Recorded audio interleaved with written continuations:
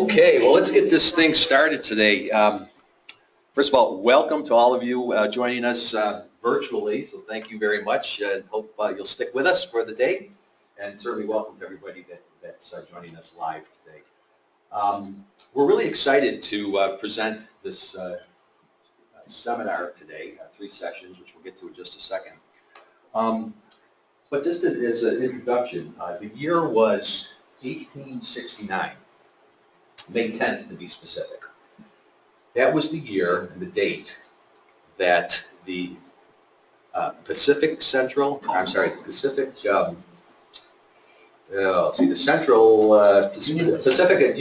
thank you, Union Pacific and the Central Pacific Railroads joined together.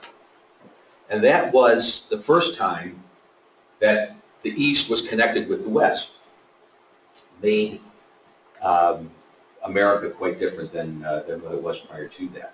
The interesting thing about that, though, is that as people could travel and goods could be shipped from east to west in 7 days, basically, the issue was that people from New York would have to travel among maybe 7 different lines to get to Missouri, and then from Missouri travel to San Francisco on maybe 1 line, and maybe not even having to leave the train from that point forward. But the point is that it changed dramatically transportation in the United States, 1869. And by the 1920s, the railroad industry was king. It was really the first major business and industry in the United States. It was the king. And they had a monopoly, quite frankly, in everything. They were innovators in organizational issues, in accounting principles, actually. They were also innovators in how businesses were funded. They were probably the largest business that was involved with issuing bonds and securities on the stock market. So they enjoyed this popularity for many, many years. By the 60s, 1960s, that industry, as you probably are well aware, was pretty much bankrupt. So what happened between 1920 and 1960? And if you've taken any business classes throughout your career, you'll know that this story is something that's commonly told, in that the railroad industry failed to recognize what business they were in once they captured the success that they did in the 1920s, because things changed. Trucks became one of the primary movers of goods. The train industry was focused on moving people at the time. So the industry that they recognized that they were in was the movement of people. Goods was almost secondary. Once the truck industry and the highway system expanded, that trucking industry really took away a lot of the popularity and the success of the railroads, and as such they were very challenged by the 60s. So they needed to reinvent themselves, frankly. They needed to shift gears from being a focus on moving people to simply just the transportation industry. And once they did that, and clearly with some bailout help initially from the government, today what we have is a robust industry again, with all of the changes that were necessary because of the changes in their environment. Share that story with you because that's not unlike where we are today in fields that we practice in, specifically the developmental disability world. The managed care position that the government has mandated, frankly, and that, as we know, we're all moving toward in various degrees, is really something that is upon us. And there's lots of frustration, clearly, but there's also lots of opportunity, much like there was for the railroad industry. About 3 years ago, Dopkins positioned itself as a firm that really, frankly, was at the FMA conference where we put ourselves on record as saying, you know, this isn't necessarily a bad thing. There is an opportunity here. Not suggesting that the execution from the state and federal government is going to be flawless, but the concept of moving to a managed care environment whereby we have to pay attention now to things like how costs are being allocated, and more specifically, directed means a lot in the future success of what we're doing. So we actually spent a lot of time and created, as I'm sure a lot of you are aware, because we are working in this field for a while, something we call managed care, MC squared, managed care, managed costs. And we identified four areas of focus that we've really been working in, again, for the past 3 years. The first quadrant, identifying and managing costs. The second quadrant, optimizing performance. Organizational changes in the third quadrant, and the fourth quadrant, monitoring follow-up. Fourth quadrant is where we're going to be spending our time today. The first three, just by way of summary, some of the things we've done in the past in quadrant one would be, for example, cost accounting for a managed care model. In number two, optimizing performance. This is where we've talked about lean principles and Six Sigma process improvement. These are all things that maybe 5 years ago was very foreign to our industry, our field, but today it's very common. Organizational changes. Clearly, there's a movement toward collaboration, in some cases consolidation. Those are sometimes bad words in our field. We've tried to focus on something we call person-centered collaboration, which is really focusing on where we are moving as a field to begin with, a person-centered planning with a focus on the person, and how we do that even internally is very important. But today, and this is an area that we really haven't spent a lot of time in specifically in presentations, and that's why we really wanted to have a roundtable that focused primarily on this.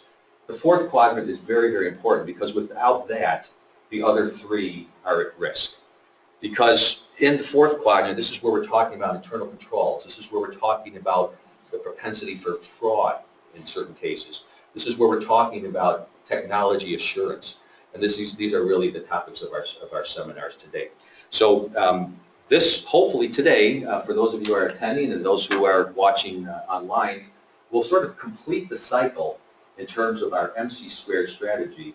And we're clearly not anywhere near completion, all of us, right? There's a lot of work to do, but there's a lot of good work going on out there. We're involved with a lot of that, and from what we see, a lot of you, the agencies, are really paying attention to this. So hopefully today we'll sort of complete the whole transition toolbox, if you will, for what you're going to need to know about moving into managed care.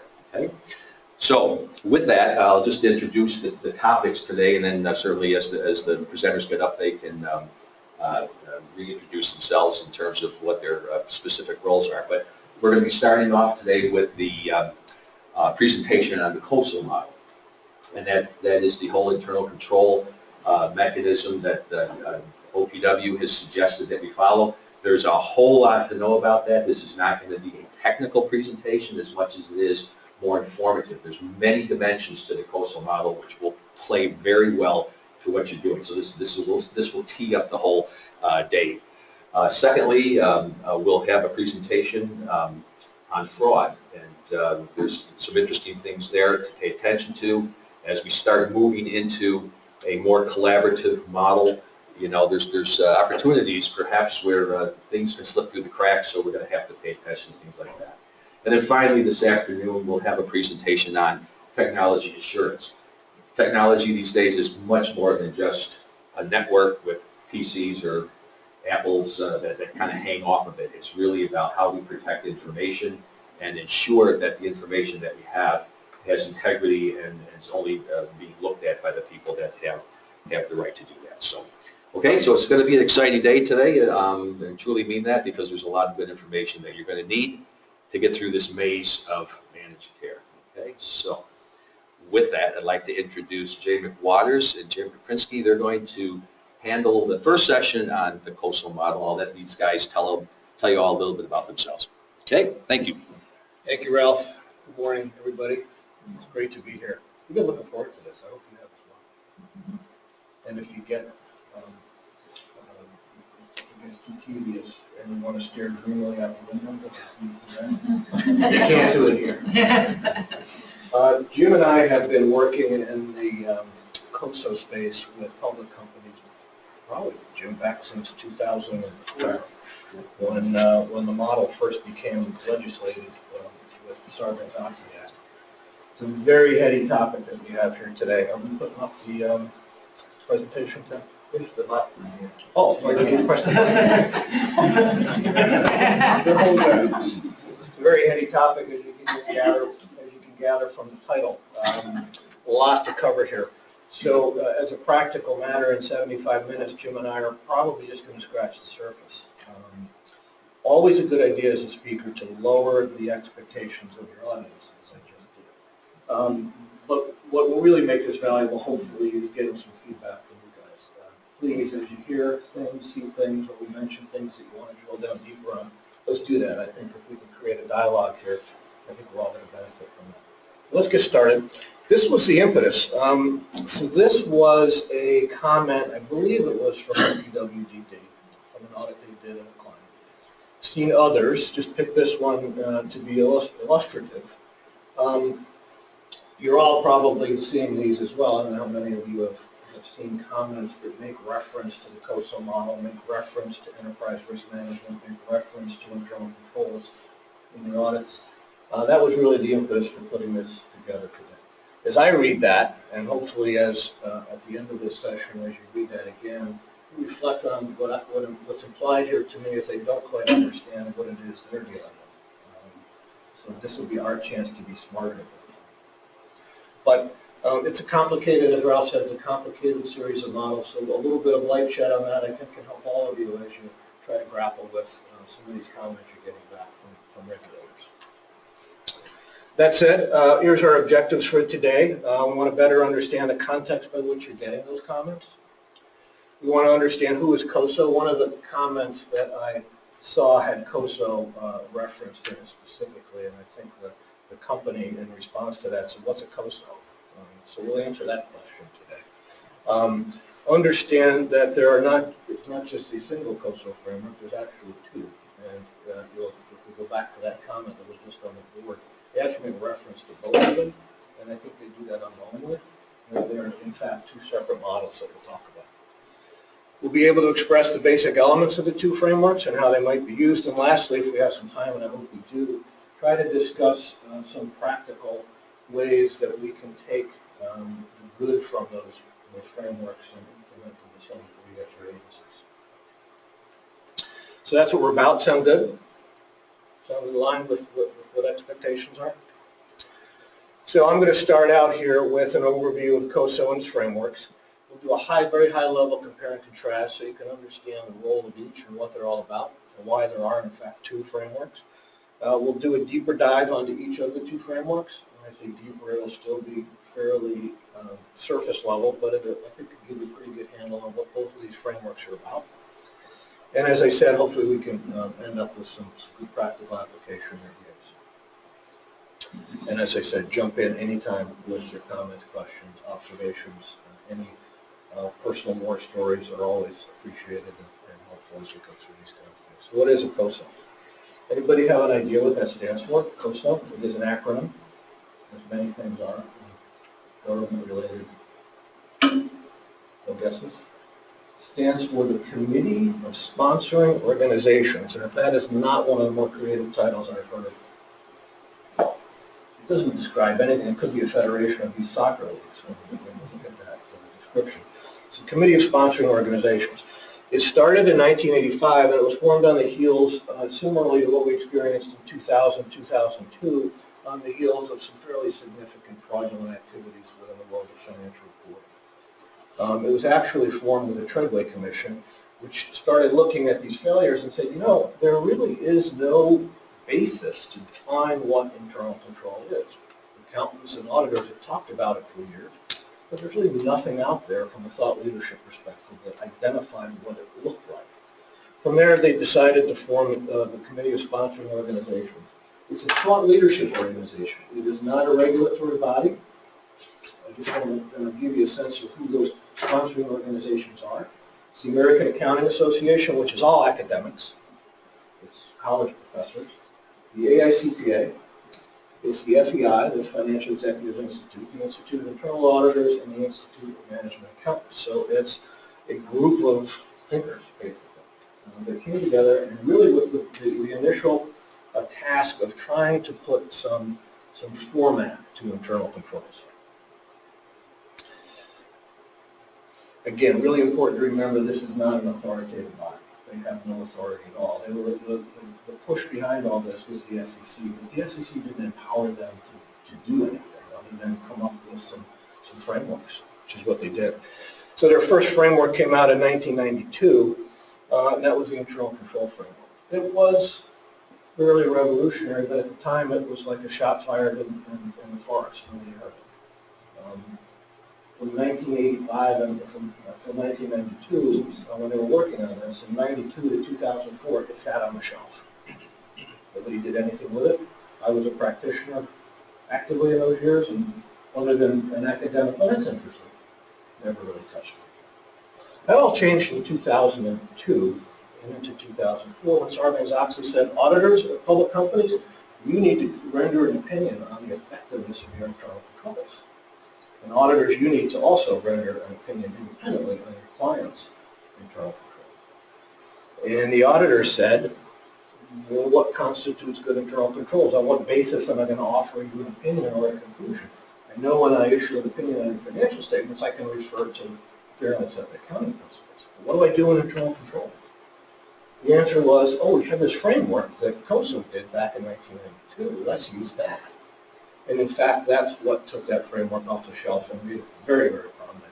Today, I would say over 90%, probably closer to 98% of public companies are using the COSO framework to define their internal control framework, or what constitutes a good body of internal controls. Jim's going to go through that in a little more detail. Feeling their oats now, the COSO level back in early 2000s, enterprise risk management is a fairly heady topic. And as we'll see in a few minutes, the internal control framework is heavily based on risk, heavily based on connecting objectives, risk, and risk response. That's really the essence of the frameworks. Why don't we apply those same principles to an emerging field of enterprise risk management? That's what they did. Second framework, 2004, the Enterprise Risk Management Framework. In 2013, the internal control framework was updated quite significantly, modernized, if you will, in part because it was being used so actively, scrutinized so actively because of it. It's become a very workable framework that's being used almost daily. The ERM framework is being redrafted as we speak. They've been promising a revision of that, and we're hoping to see that anytime within the next couple of months. So that's COSO. They have no authority other than to provide thought leadership on these topics, and perhaps others. And the only way they have any type of authority is by virtue of the SEC telling public companies you need to opine on your internal controls and you need to do the framework. This is the only one there is. So I call it a tale of two cubes, very clever. Literary twist there. And this is where I think that comment that we saw from the auditor probably was blown off path a little bit. It is in fact two frameworks and two cubes. But the cubes have been used ever since COSO put forth these frameworks. So it's a visual depiction of these frameworks. It's not a process. A lot of people look at these and say, well, those are the steps I have to take to implement. For example, an internal control model. For example, an enterprise risk management initiative at my company. No, those are components that operate together to generate those outcomes. I like to think of it as a car. To have effective transportation, a transportation vehicle, you need to have all the components of the vehicle working together effectively. The car will work. It's not a process. It's not how to build a car. It's just the reality of what good transportation looks like. That's what these are. Okay? They're not a process. There's very little in here that tells you how to do any of this. Okay? There's some materials, and I've got them up here. We can actually talk about them later if we like, but there's no instruction book with this. Okay? It's going to vary depending on your organization, how you choose to use it, how deep you choose to go. where you want to dive deeply, where perhaps you don't want to dive deeply. The reason it's a cube is important. These are three-dimensional models. What do you think that might mean in this context? You get a clue just by looking at the cubes. So there's 5 components of, let's focus on the internal controls for the one on the left. There's 5 components. We'll talk about those in a second. Each of those components needs to be working at each part of the business. That's the cube, the right side of the cube going backwards. It needs to work at the entity level, it needs to work at the departmental level, the divisional level, individual level. That's that second dimension. The third dimension is across the top is to say that internal controls live in a number of places within the organization. They live within the reporting element, they live within the operations element, and they live within the compliance element. The internal control reporting that we talked about for public companies only lives in that reporting slip. It's financial reporting. It doesn't speak to internal controls over operations and compliance. But get a sense of the 3 dimensions there. Same thing with ERM. You'll see they're very similar. Strategic, operations, reporting, and compliance. So the difference in the ERM framework is we have that strategic element, which does not live in the internal control framework. Enterprise risk management being much more of a strategic enterprise for the end. Questions? Those 3-dimensional visual depictions of these frameworks are really important, and it really drives them as their value in the marketplace. Let's take a look at those components real quick. And you'll see how these line up. They both start with what one calls the control environment, the other calls the internal environment. What's the tone at the top? What's the attitude towards controls? What's the attitude towards risk management? Information and communications. How do we communicate what it is we've put in place relative to internal controls and or risk management?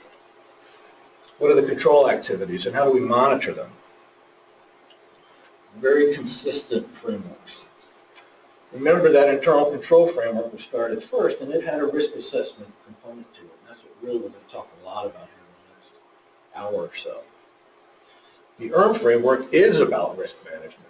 And you can see as time evolved between Cube 1 and Cube 2, the richness of risk assessment started to build. It's not just a single component. It's now objective setting, it's event identification, it's risk assessment, it's risk response. We'll talk about all those things pretty significantly. But a lot of similarities exist here between these 2 frameworks. Making sense?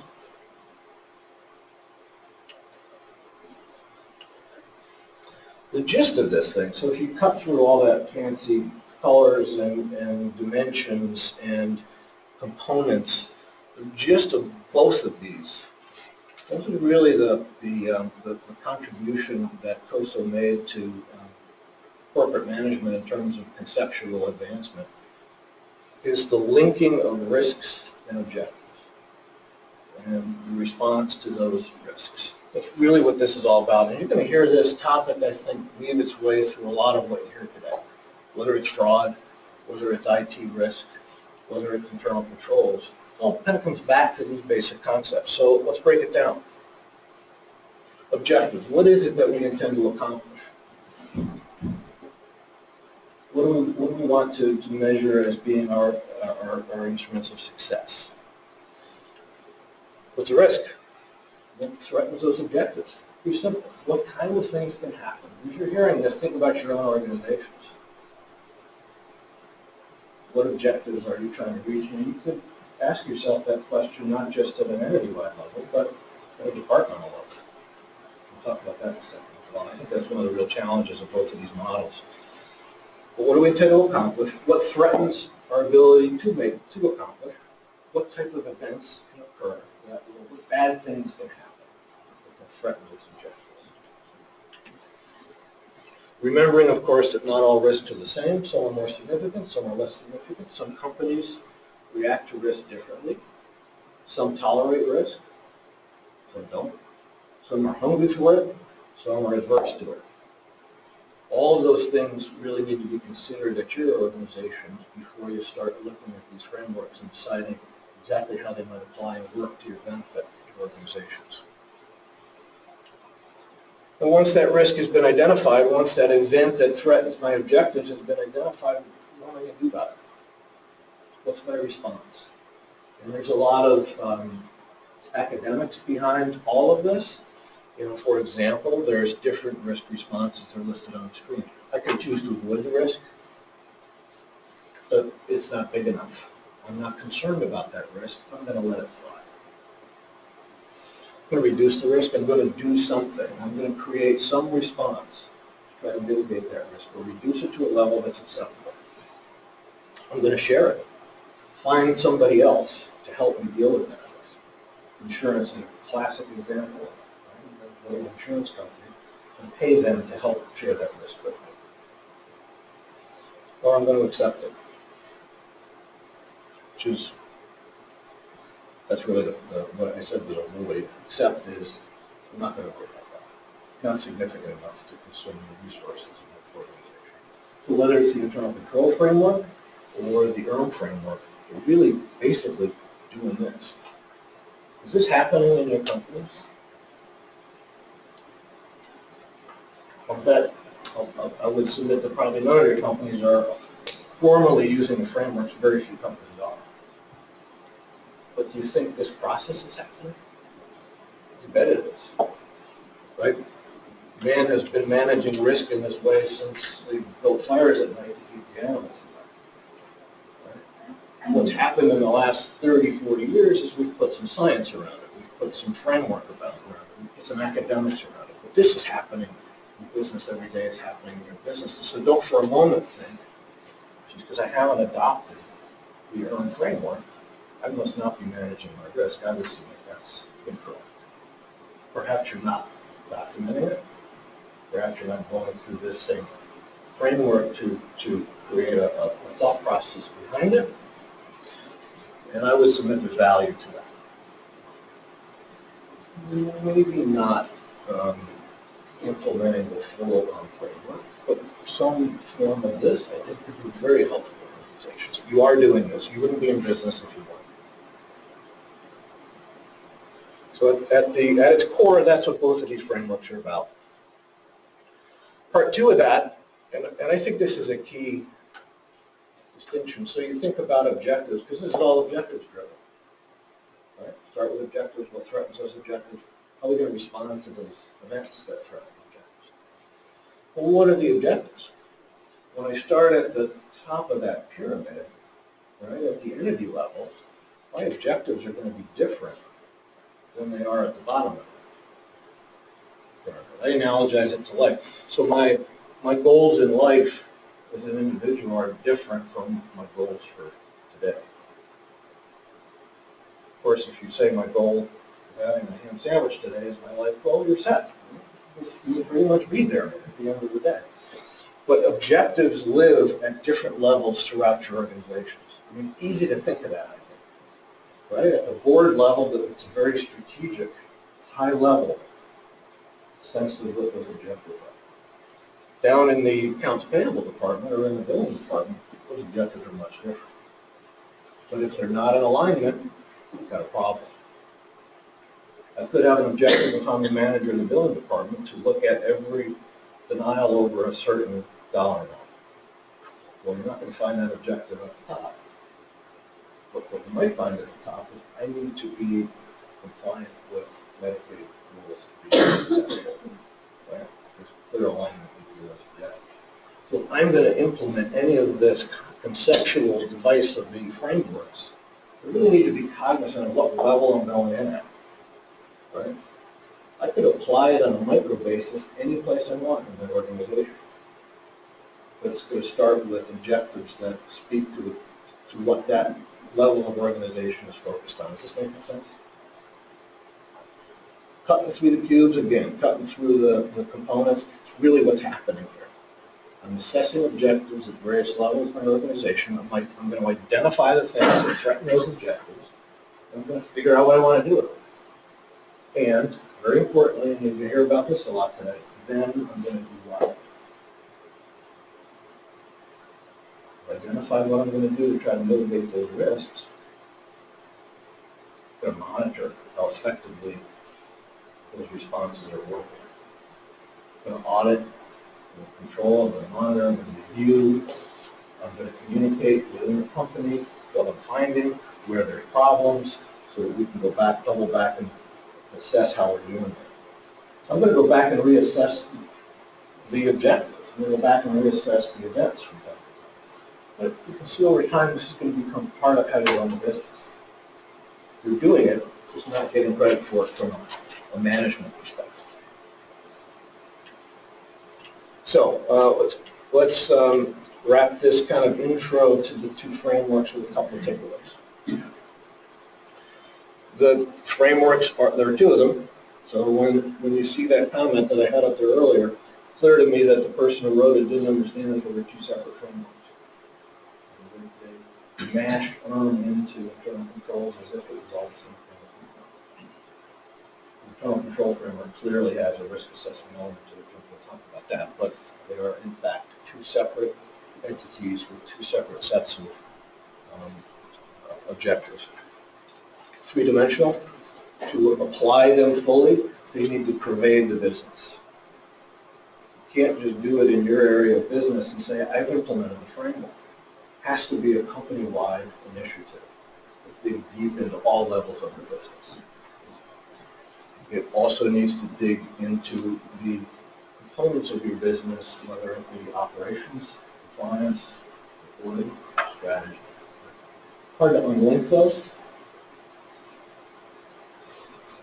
Both frameworks grounded in the notion of objectives, risks, threat objectives, responses, respond to those risks.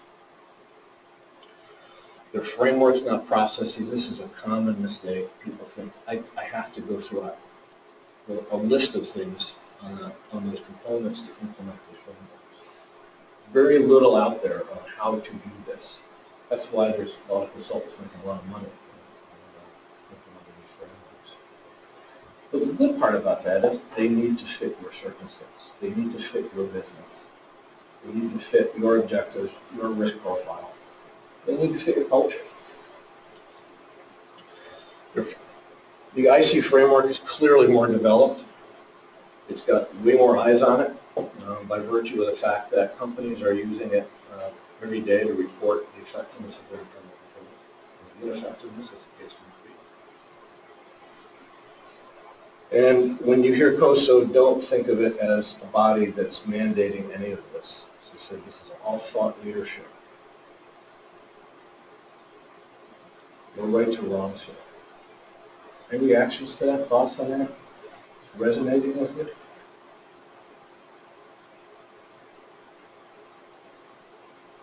Avoid getting lost in the frameworks. Just think objectives, risks, response, monitoring, communicating. Okay. I'm going to wrap my bit here with a quick overview of the Interim framework, and then Jim's going to talk about the internal control framework. Missed one. This is an important point. This is particularly the case, I think, with the Interim framework. You look at that Interim framework, and by the way, I keep referring to these are actual living, breathing documents. This is the Interim framework. Right? This is books that put out by COSO describing what the framework is. Putting much more meat on the bones than we're able to do here. If this interests you, this is a good set of tools. It does dig deeper. It does provide some good background. This is intended as a lifestyle. It is a model that is intended to pervade your culture at every level of the business, right down to the maintenance person, or right up to the CEO, inclusive of the board. It's a way of life. Companies that do this, and none are mandated to implement your framework. Companies that do this live this. So when you have an auditor say, hey, implement ERM, why do you do that? That makes a lot of sense. Why do you do something? This is a culture shift. It's really implemented that. So hopefully now when they come to write those comments, you'll have a little bit better basis to have a conversation with you. Exactly what do you mean? How far should we go? Right? And hopefully you guys can steer that conversation versus being a victim of them telling you what they believe should happen. I put this back up just to kind of retouch this comment from the auditor. Improve the agency's internal control structure, right, by establishing an enterprise-wide risk assessment function. Right? He just pulled two frameworks together. I would sit down with this auditor and say, I'm not quite sure what you mean by this. What do you think we need to be accomplished? Where do you see the holes? Is it an internal control issue that you're specifically concerned with, or is it are you concerned with a risk management function? It is. Let's talk about those in the context of these two frameworks. Okay, let me drill down on this real quick. Right on time. Anybody have any questions? Making sense?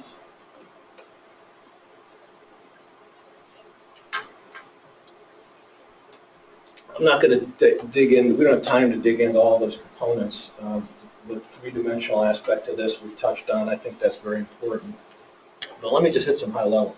I love this picture. So did this entity, whether it be a family or a business, do a good job of assessing risk?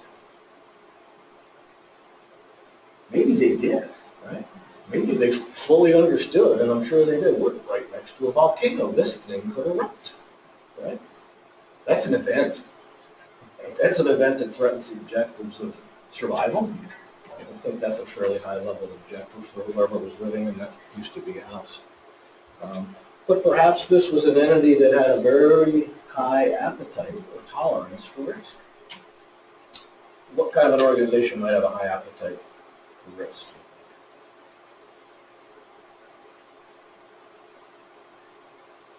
Startups.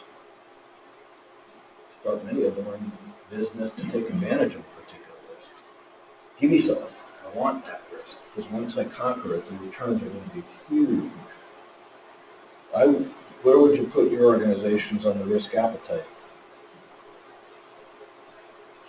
Well, it depends on, here again, what objective we're talking about. If I'm NASA sending astronauts into space, my risk tolerance for the safety of my crew is going to be extremely low.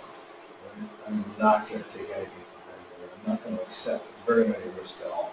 The stakes are too high. On the other hand, the risk that my maintenance shop may be understaffed or unstocked, I'm not so worried about that. All of this is happening within your organization as well, and that's what this risk framework is really trying to help you get through. Okay?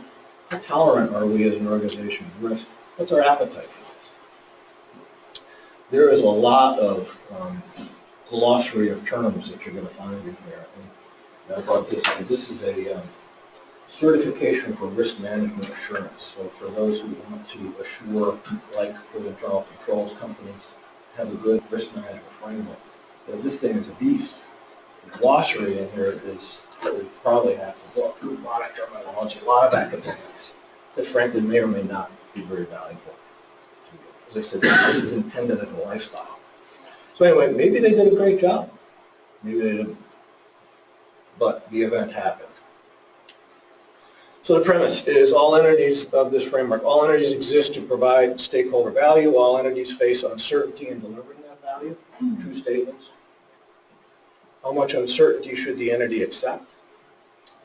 And the ERM framework enables management to deal with that uncertainty. Identifies it, allows you to document it, allows you to manage it, forces you to manage it, stay on top of it.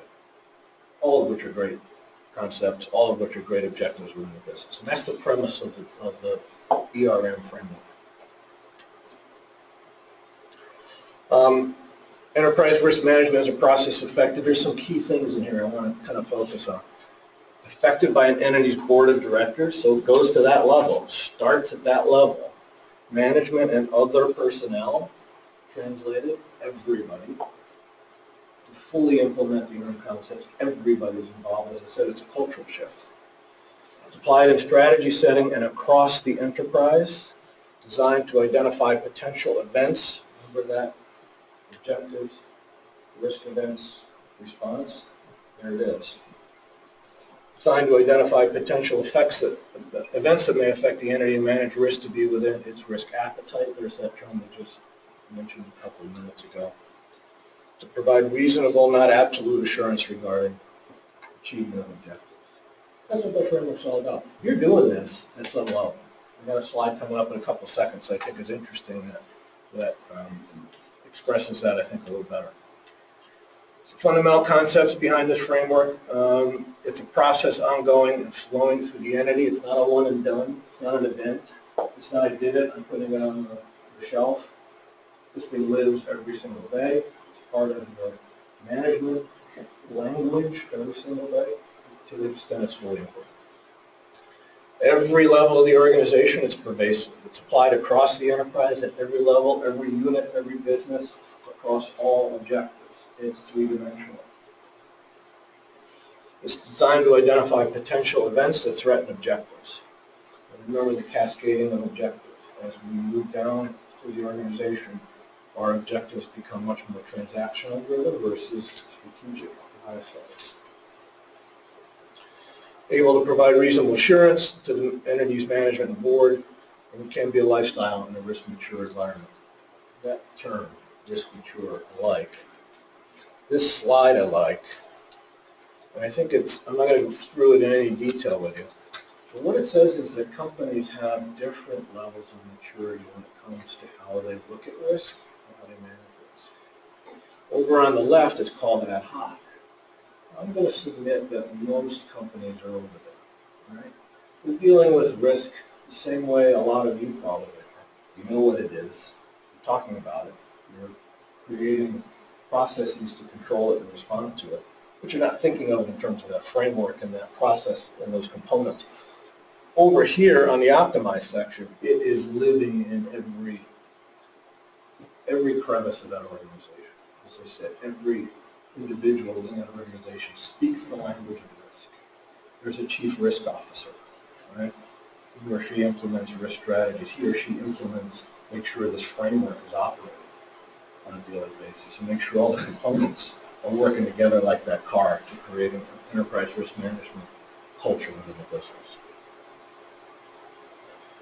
I'm not sure I would recommend that you want to go all the way to the right there, but if you're in the ad hoc level, my view is you want to move towards the center.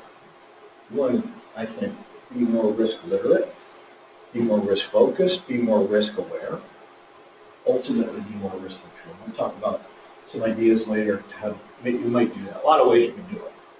But being cognizant of the framework, being cognizant of the components of the framework, being cognizant of the basic concepts that underlie it, I think will allow you to move from left to right on this model.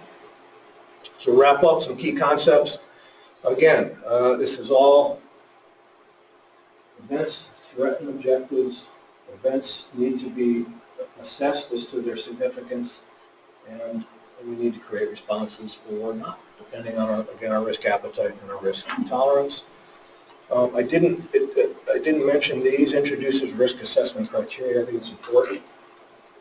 In fact, I think I'm going to do it this way. Risks get evaluated under this framework. Typically, it's a two-matrix evaluation, and that's what shows up on the screen there. Those two matrices would be the impact. How severe is this risk, this event? How much damage could it present to the organization? This is an example of a risk assessment we did for a client. And the parameters on the impact scale, which is over on the left, you can see it's extreme, major, moderate. Can't read the others, but each of those had a definition, written definition associated with it. How do I know where I'm at? What's the impact? And this particular company said, part of how they're going to define that is who's going to be involved in resolving the risk. Do I need to tell the board about it, or is it a departmental issue? That kind of a distinction is what they use to determine whether it was a significant risk or not a significant risk, or less significant risk.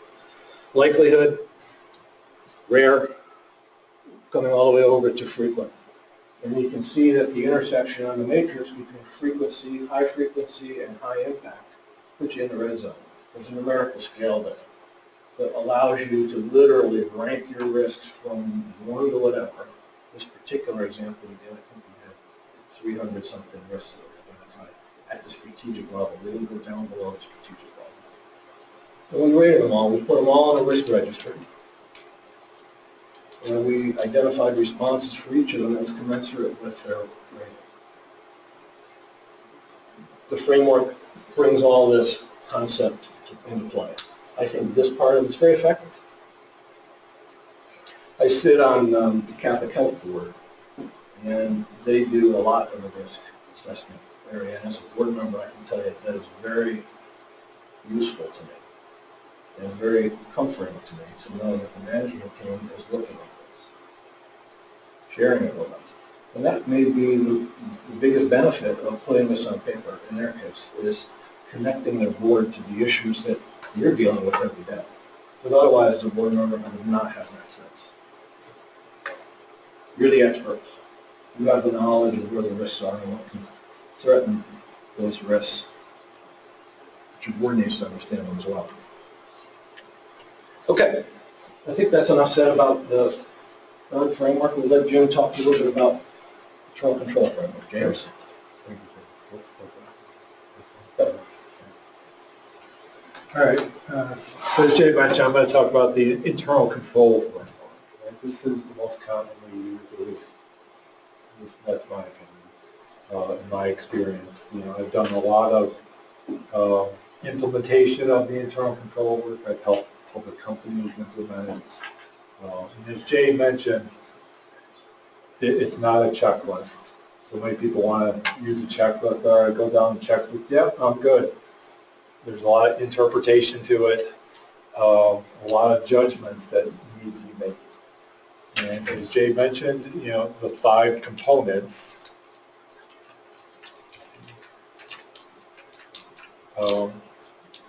all have to be in place and operating in order to assess that you have an effective internal control structure over your entire agency, over financial reporting. And typically that's the focus, is this middle sliver, financial reporting.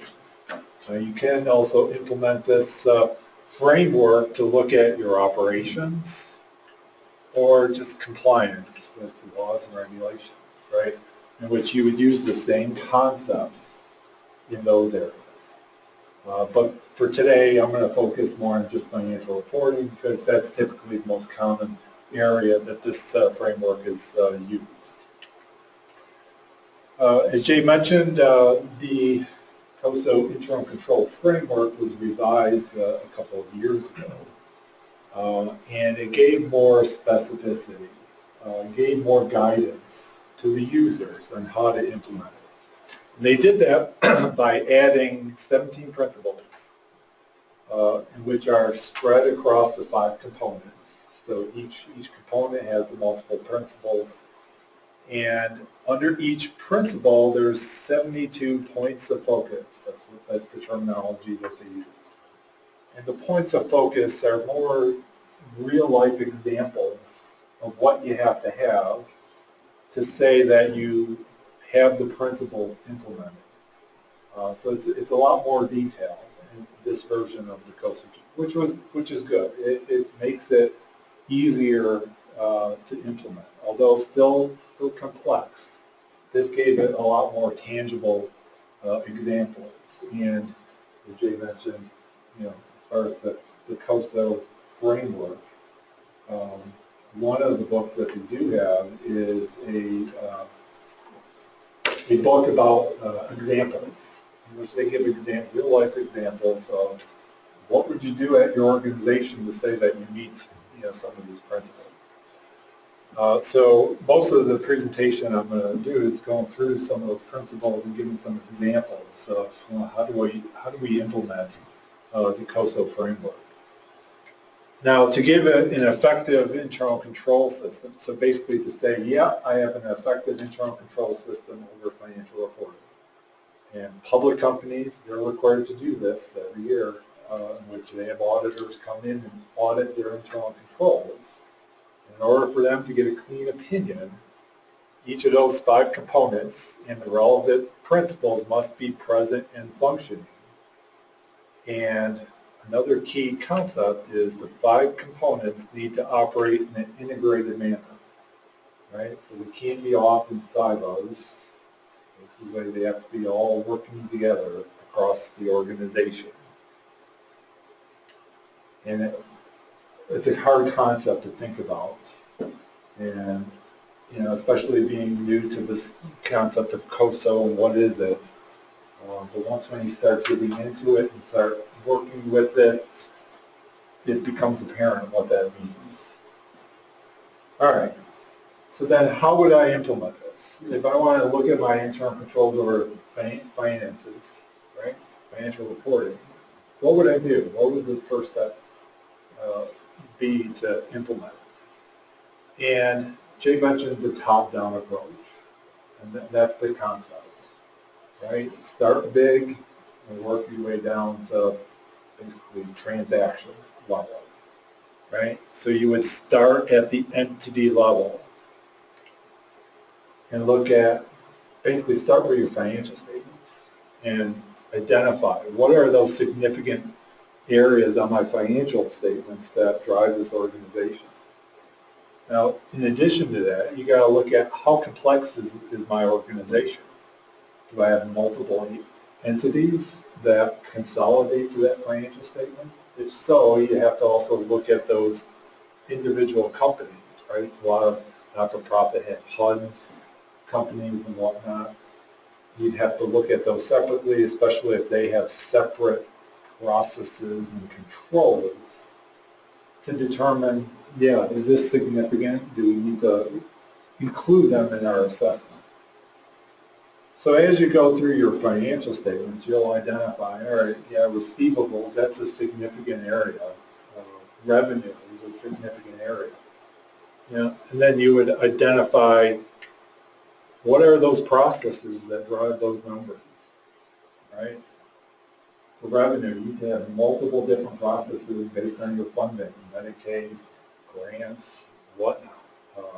Insurance, if you're just billing insurance companies, those could be all separate different processes with different types of controls.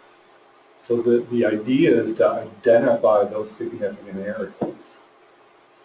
So once I identify those significant areas, what am I going to do with that? Right?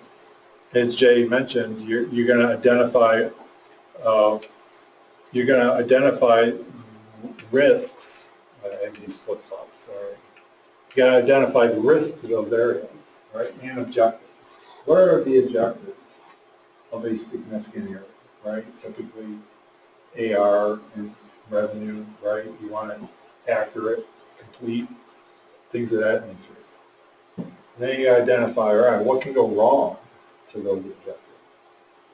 And then identify what controls do we have, right? What's our response to those risks, right? And eventually you'll identify, all right, I have controls, now I have to test those controls, right? And see if they're operating the way they're supposed to be, right?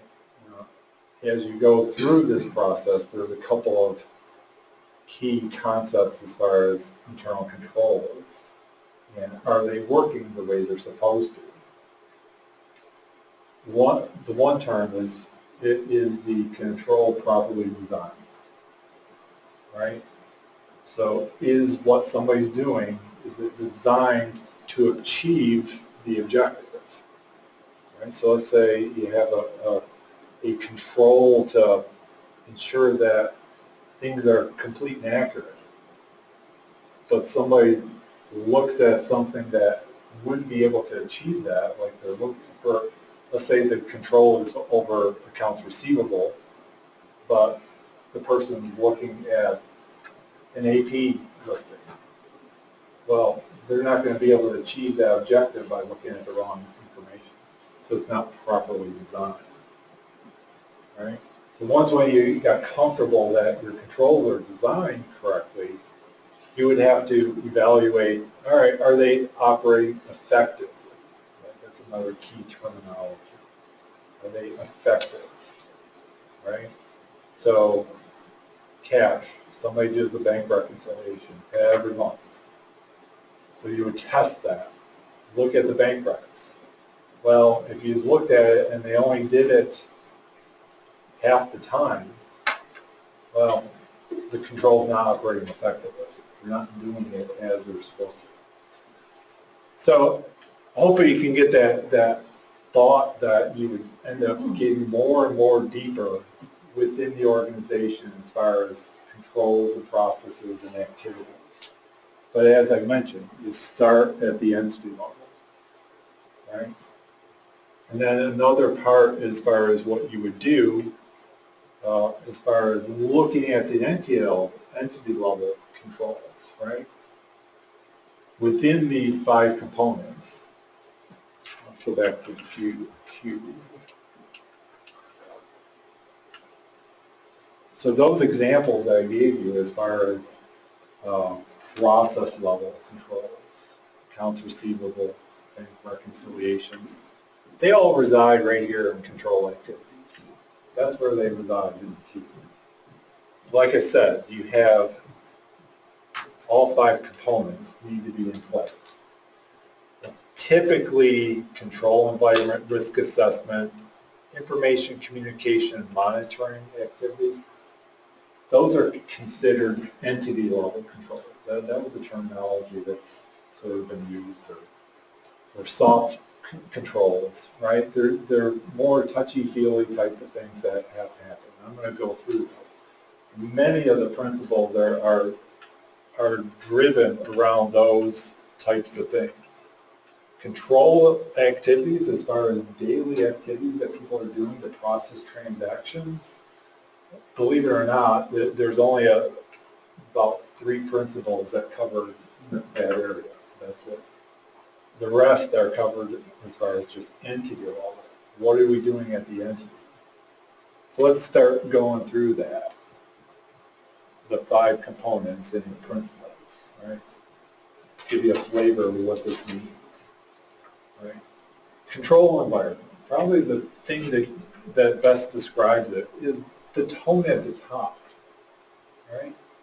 What is the tone that, the board, executive, the executive director, the CFO, what kind of tone are they establishing at the organization as far as how they want everybody else to act? There's 5 principles, and typically as you look at these principles, you can just pick out the key words in these principles to know what they're going after, right? The first one, integrity and ethical values, right? Second one, the board of directors demonstrates independence over management, and they're involved in the oversight of internal controls. So how active is your board in looking at internal controls and driving that tone, right? If the board is involved, they're setting the tone to the rest of the organization. The third one, establishes reporting lines and appropriate authorities. Right? Many organizations have an org chart as far as who reports to who. Well, just think about if that didn't exist. It would be free-for-all as far as who's in charge of who. Nobody knows, right? So the more clear reporting lines you have, the better things are going to run. The fourth one, commitment to attract, develop, and retain competent individuals. You don't have good people at your organization, typically they're not going to be properly trained, they're not going to be qualified, the more problems you will have. Fifth one, holding individuals accountable. Right? Every year, typically, companies will do a performance evaluation. Well, what's that entail? Right? And as I mentioned, there's 72 points of focus, which gives more explanation as far as what does this principle mean? What are examples? And I'll go through an example over control environment at the end to give you more, I guess, flavor for what that means. Risk assessment, the big thing is, how do you assess risk? Jay talked a lot about enterprise risk management. Now, going through risk assessment component over internal controls doesn't mean you have to do one, right? It does mean that you have to do some sort of risk assessment, right? How do you identify the objectives? How do you identify the risks, right? Fraud. How do you consider fraud in your report and the fraud risks, right? Bart McGloin is going to talk about fraud and as far as what you can do there and what the risks and what does it mean as far as fraud definitionally. And there it is, principle 8, you have to evaluate fraud. Number 9, organization identifies, assesses changes. How do you react to change? That's a big one.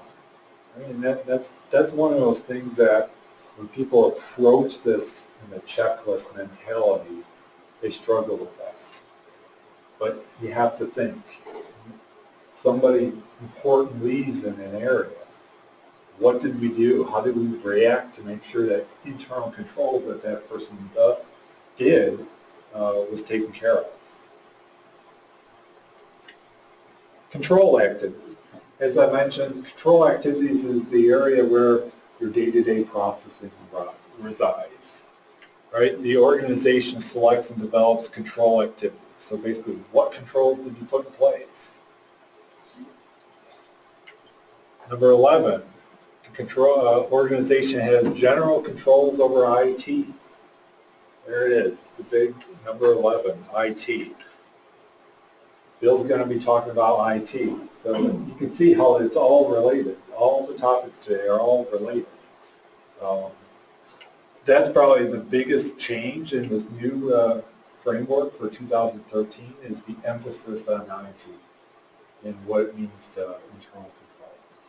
Back in 1992, if you think back as far as where IT was, it was very much still developing, and that emphasis was not really built into that 92 framework. Number 12, the organization deploys control activities through policies. Right? How do people know what to do? Are there written policies? Right? If you have a written policy, somebody has something to follow. Right? And also think about that other principle as far as change. Well, when somebody leaves because whatever, and you hire a new person, how do they know what to do? If you have written policies, they'll know what to do. They'll be able to follow those policies. Absence of that, now it's sketchy whether that person's going to know what to do. Right? So you can see how these also intertwine across. Like I said, integration across all of the components. Information communication, this typically is a more gray conceptual principle or component. And it's moreover, how are we sure that we're getting the right information to do what we're supposed to do? How do we know that that information is complete and accurate? Right? A couple of these talk about internal communication of information.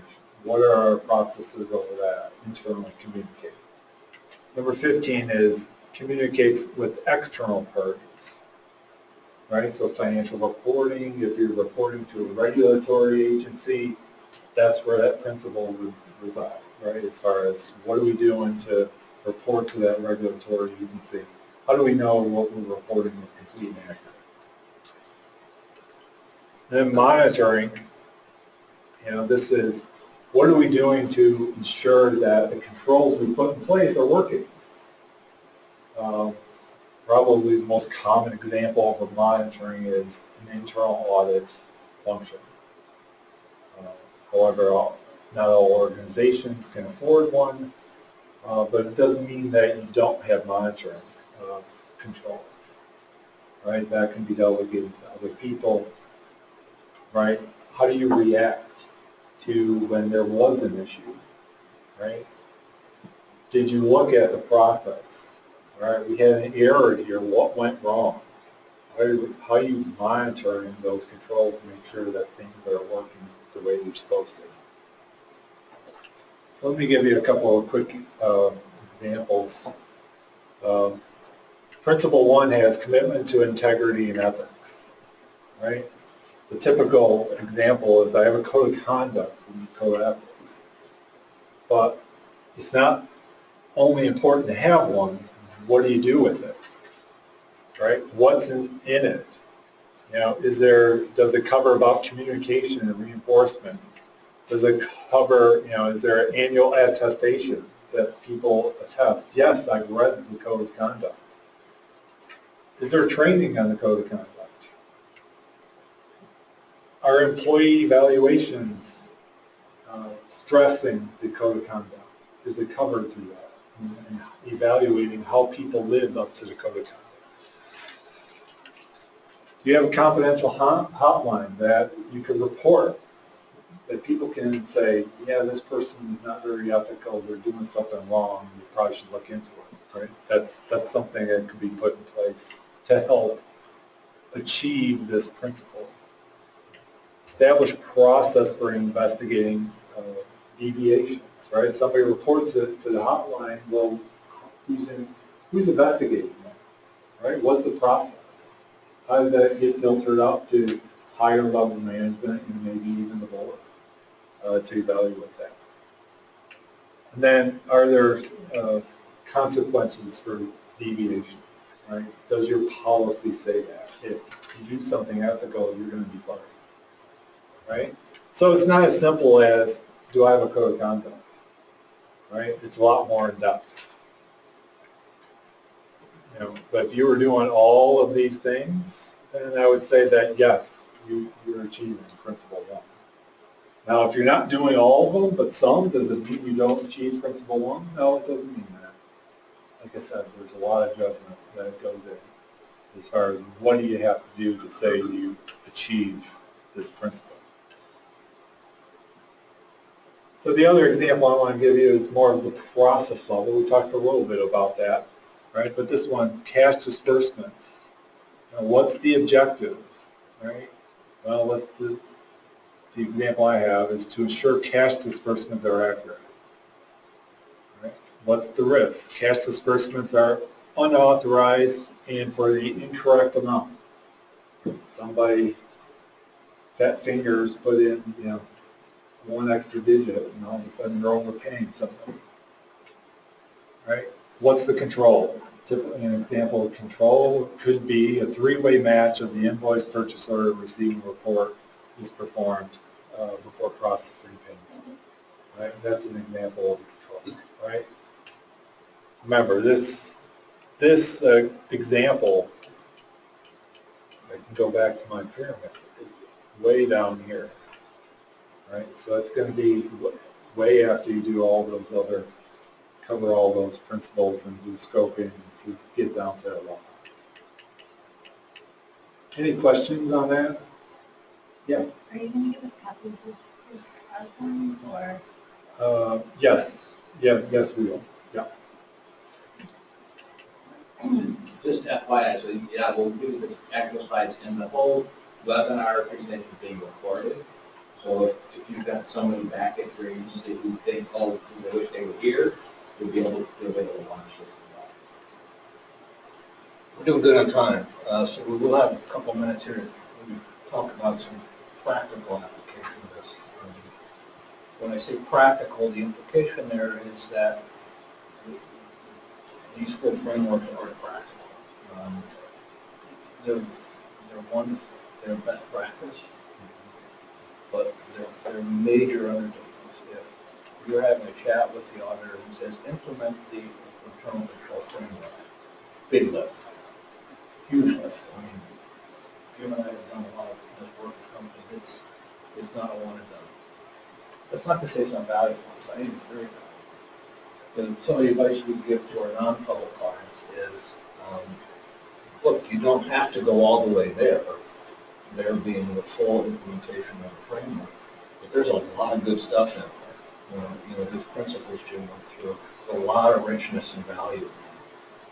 So perhaps I can pick and choose those that make the most sense for me, given the risk profile.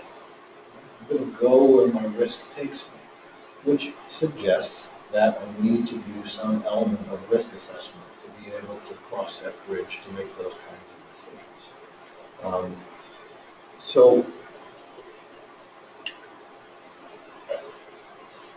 We've already said Interim is a lifestyle, but I just threw some of the terms. I mean, the glossary of terms is very intimidating, mind-boggling. So one idea is to take it in steps. This is something we've done before and oftentimes recommend. Call it strategic risk assessment. And if you're going to implement ERM, let's say, or even quick sidestep, when Jim went through the internal control framework, and there was that risk assessment component, right? And the risk assessment principles, it never said implement enterprise risk management. It never said that. I think the words were that there's a means by which the company can identify its objectives and threats to objectives, something like that, right? So when you see an audit comment that says implement ERM, no. That's, if the objective is internal controls, the internal control framework never says that. This, to me, is something, if I was doing the internal control framework, and I wanted to look and see if my client had an appropriate methodology to comply with that principle, that we're on top of risks, I would show them a strategic risk assessment. Let's talk about what, in our view, it is. It would be applying that process that we've been talking about all morning at the strategy level. It's going to involve senior level executives, maybe a level below that. It's going to involve members of the board. And the objectives we're going to be starting with are strategic level objectives. All of you could sit and probably within a half an hour list on a piece of paper and come pretty close to what all of your organization's strategic level objectives are. Then it's a matter of just identifying what threatens, what kind of things could happen here that would threaten the achievement of those objectives. Brainstorming. We facilitate, we get groups together, let's talk about it, let's drill down. We want to be Medicaid compliant. That's an objective that we're implementing for to the extent that what kind of things could threaten that objective. And my guess is that's one where you get pretty granular. You're going to start driving down to that transaction level pretty quickly. You might not if some of the other strategy level objectives. Oops. These are just the steps of a strategic risk assessment. I'm going to dig into those. Let's talk about this a bit. Oops, sorry. Going the wrong way. So why is that? So let me just make sure I'm clearly describing it. It's a process by which you're going to gather senior level executives, define at what level you want to identify risk, agree on that. You're going to have some conversations about how tolerant are we of risk here. Right? Have some conversations about what's our risk appetite. We're going to define those scales I showed you earlier. What constitutes high impact of the risk, what constitutes a low impact. We're going to have some conversations and some definition of what defines frequent likelihood, what defines lower likelihood. We're going to create that scale that allows us to rate these risks. Once we identify the events, the risks, we want to rate them. Red, yellow, green. Worry about the reds, we're not going to worry about the greens. Right? That's essentially the process. It's not a hard process because the subject matter, you got it nailed. I've never been through one of these where it was just a matter of getting everybody organized along these principles. The knowledge is there. It's just getting it out, getting it on paper, getting it assessed, and talking about how we're responding to it. Those are where the interesting conversations happen. Is, well, how are we, we've identified these risks, how are we responding to them? What's our plan of attack? And that's oftentimes you get a lot, very different perspectives, particularly from people in different departments within the organization, discussing how we're responding to them. sometimes you can find out that Department A didn't even know that Department B was responding in the way that Department B said they were. Sometimes Department B doesn't know it's responding in the way that Department B was. Some very lively and useful conversations. So what are the benefits of doing that? We're starting very high. We're not doing the thing. We're pushing it through the whole organization. And we're not creating a culture. We're just capturing risks at a high level. Let's better connect management and the board without turning a culture on itself. We're not doing enough. Maybe we'll go there. We're moving down that maturity model. We're becoming more mature in our risk management perspective, but we're not optimizing. We've entered that freeway. We may not be going the whole distance yet. Maybe we decide later we will. You can start here. It's less costly, certainly, than trying to do a full-scale.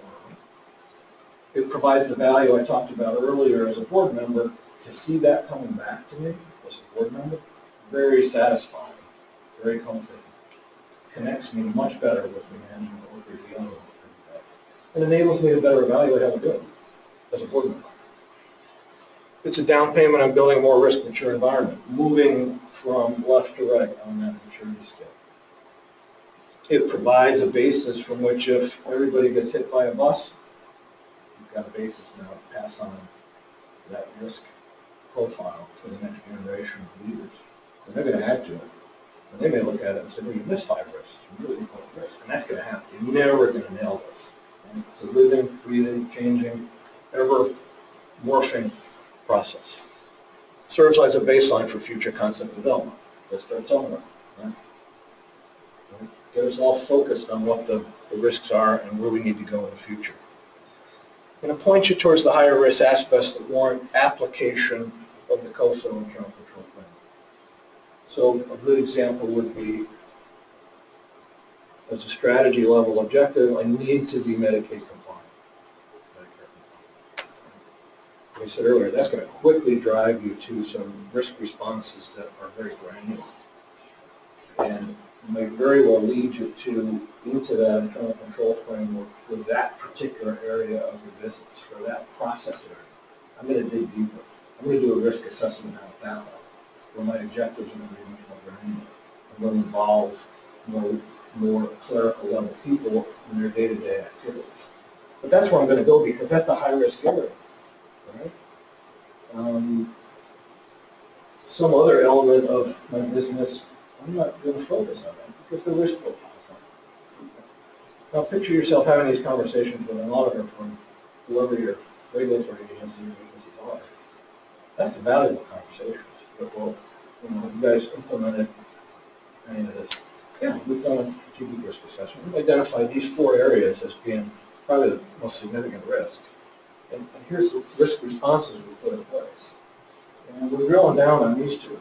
We're going lower because they're really that important. We want to be sure that the responses we have in place at that level are effective. Or connecting them with the monitoring and the auditing aspects to make sure that what we think is happening is really happening. It can be really powerful. Another alternative is go the other way. So an SRA says, let's start up here and figure out where we want to go next. And another example, I might say, look, this Medicaid thing is huge to me. I don't need to go through a strategic risk assessment to tell me that I need to focus some significant effort on understanding what's happening down at the transaction level. Because we have problems, right? We know they're happening. I'm going straight. I'm not passing go. I'm not going to the SRA. I'm going right to the You do yourself a disservice, perhaps, by doing that without doing the higher level risk assessment, because perhaps you'll miss something. You won't be seeing something that's not quite as evident as going right down to that level. So what are we doing? We're taking rifle shots at aspects of these frameworks versus implementing fully. You do got to start somewhere. Does that make sense? What do you think about that? Is that something you can see working in year 1, year way in your organization? I would also caution, though, if you're only doing it to appease an auditor, you're losing a lot of value that could be had here. Right? There's a ton of value And a lot of people, when they see these frameworks, they go, "Oh, I can't do that." Yes, you can, perhaps. You don't have the bandwidth right now to do that, but you can take rifle shots. And you can get some real good value out of these concepts if applied to the right places of the business. Yeah, I agree. Yeah, and like I said, you don't have to do it all in one shot. You can do it over time, make it a long-term project, right, over a couple of years, right? Just put it in place in stages. Yeah, and again, if I was talking to an auditor, I said, here's how we're doing it. It's a 5-year program, you're in year 2, we're out scheduling. I don't know. I was talking about this alternative, so we've done a couple situations where a client said, that stuff's great, but I'm really worried about my payroll. We went in and did a kind of a process tear apart on payroll. What are the objectives of the payroll? What could go wrong? What controls do you have in place to mitigate those events? Are they effective? Basically, what we're after, right? So in most cases, they knew they had a problem. They knew they had an exposure. Whereas a strategic risk assessment would say, let's take a broader view of where we think this is. You're going to find some surprises when you do that. There'll be some things that, be some aha moments in that. Oh, wow, why didn't you rate that so high? Because this, that, or the other. Oh, I see. That is important. And the board may have a completely different perspective on some of these risks than you as managers have. So those are a couple of ideas. Any others? Questions on that or thoughts on that? Doable, not doable? Pie in the sky? I'm a big proponent of there's value in these, in them bar frameworks. But we don't have to seek to be the best implementers. Citigroup, I'm sure, has adopted a lot. They've got the resources to adopt it and make it part of the culture. Is it practical to think about the agencies that are fighting some of the issues you guys are fighting, trying to get funding, and trying to get your missions done? That's a hard one. And I would be happy to have that conversation on it.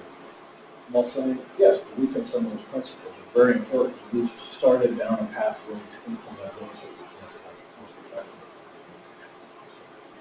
And I would echo that as far as, I've dealt with this quite a bit, and I definitely believe that, these are the best practices. And there's a lot of things in here that can be adopted low cost. And it's not a lot of cost to There's a lot of value. Both frameworks are available from COSO online if you're interested, COSO.org. I think they're $100 to $200 for each set. And there's some good tools in there. As I said, as Jim said, the 2013 framework is much more, internal control framework is much more meat on the bones in this framework with some how-tos than the first one did. I suspect we'll see the same thing when the new framework comes out. That will probably be more development in the area of how to. Okay, we're done. Thank you. Thanks, guys. Appreciate it.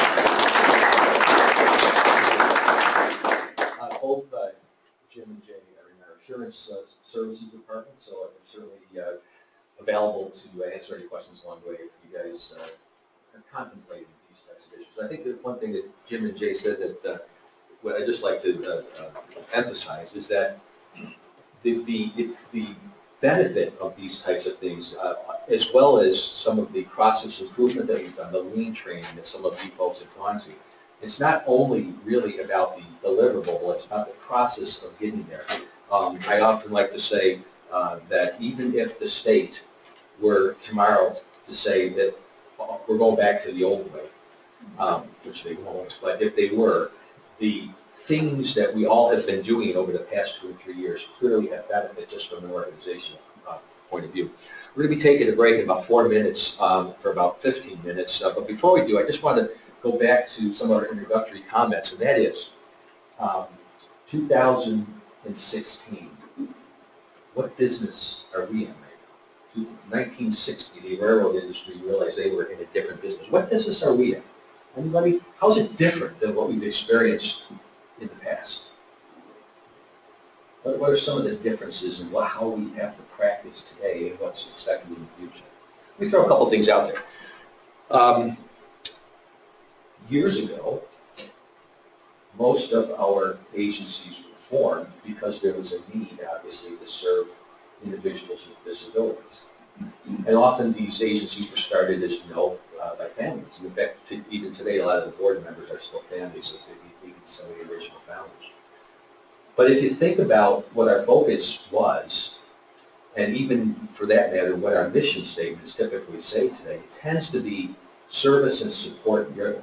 That we will provide services and supports for individuals with developmental disabilities, which is clearly what we do. But our purpose today is probably changing, and our business, therefore, is probably changing. It's no longer, I'm a family with a child with disability, and I'm coming to your agency saying, how can you help me? Do you have, what services and supports do you have to help my child? The person-centered model is, I'm a parent of a child with disability.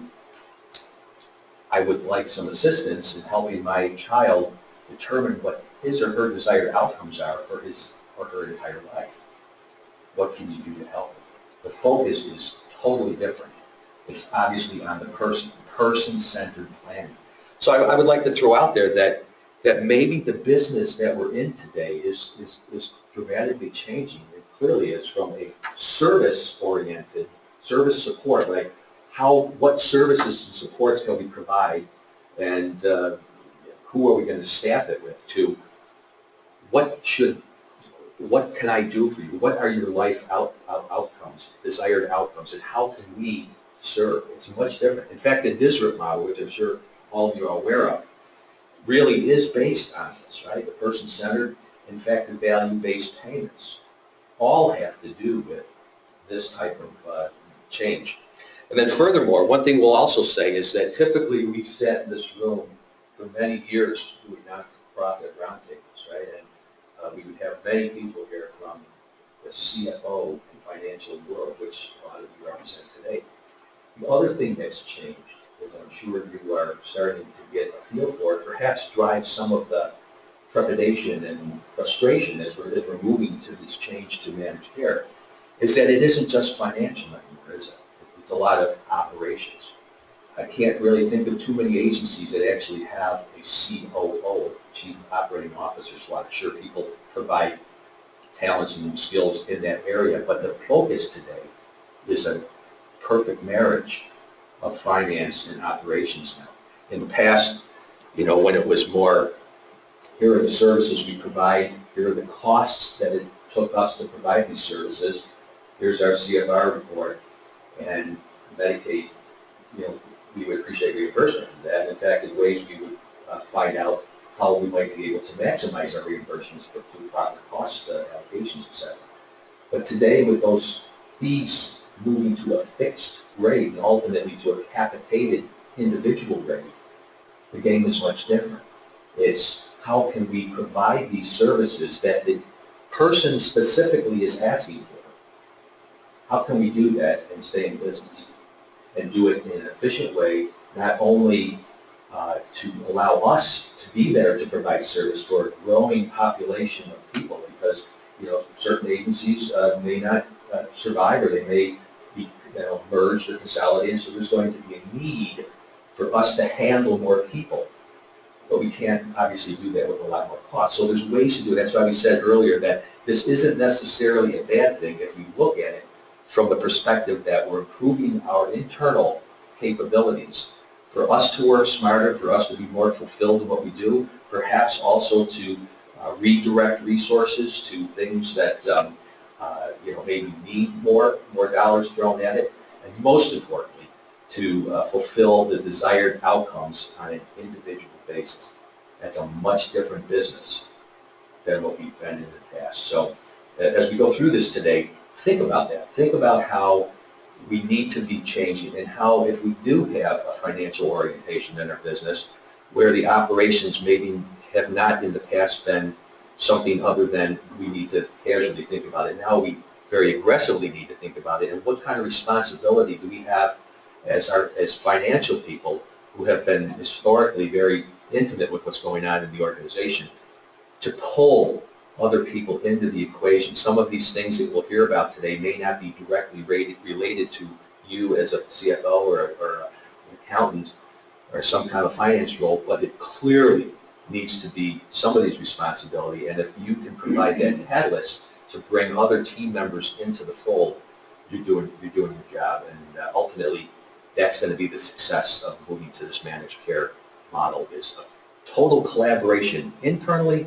and then externally with the stakeholders, individual school districts, medical, et cetera, families. So, okay.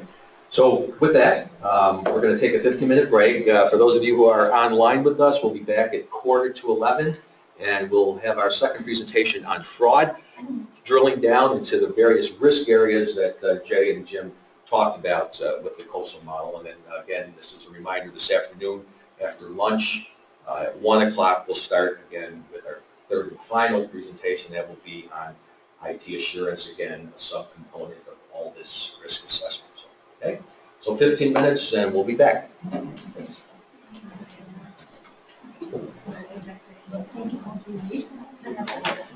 Yeah, sure. Yeah, I'll give you a couple. I already went through like the work. I'm trying to keep that.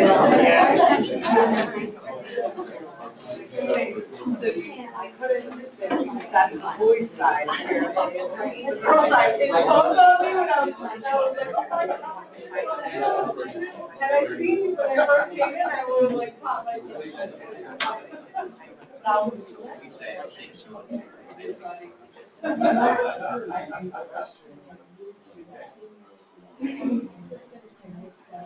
yeah.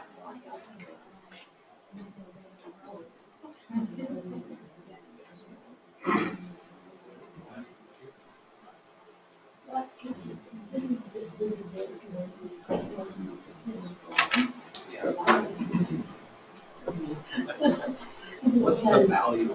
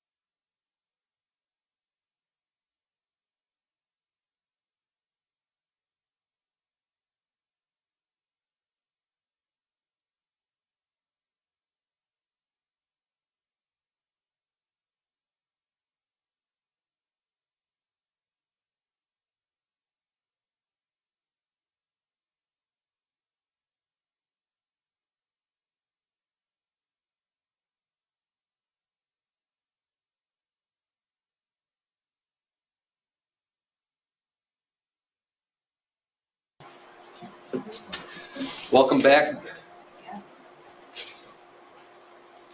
And hopefully everybody's rested up for part two. So part two now is we're drilling down into this whole risk area, risk assessment area. Certainly fraud is something that we have to think about.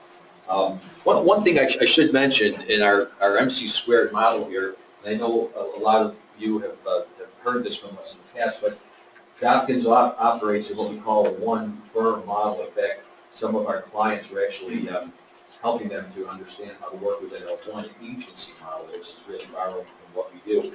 Well, so what does that mean? Well, what it really means is that we try to collaborate internally, even though we have very specific departments as we need to, because the services that we provide are sometimes dramatically different, with different training requirements and different regulatory issues, et cetera.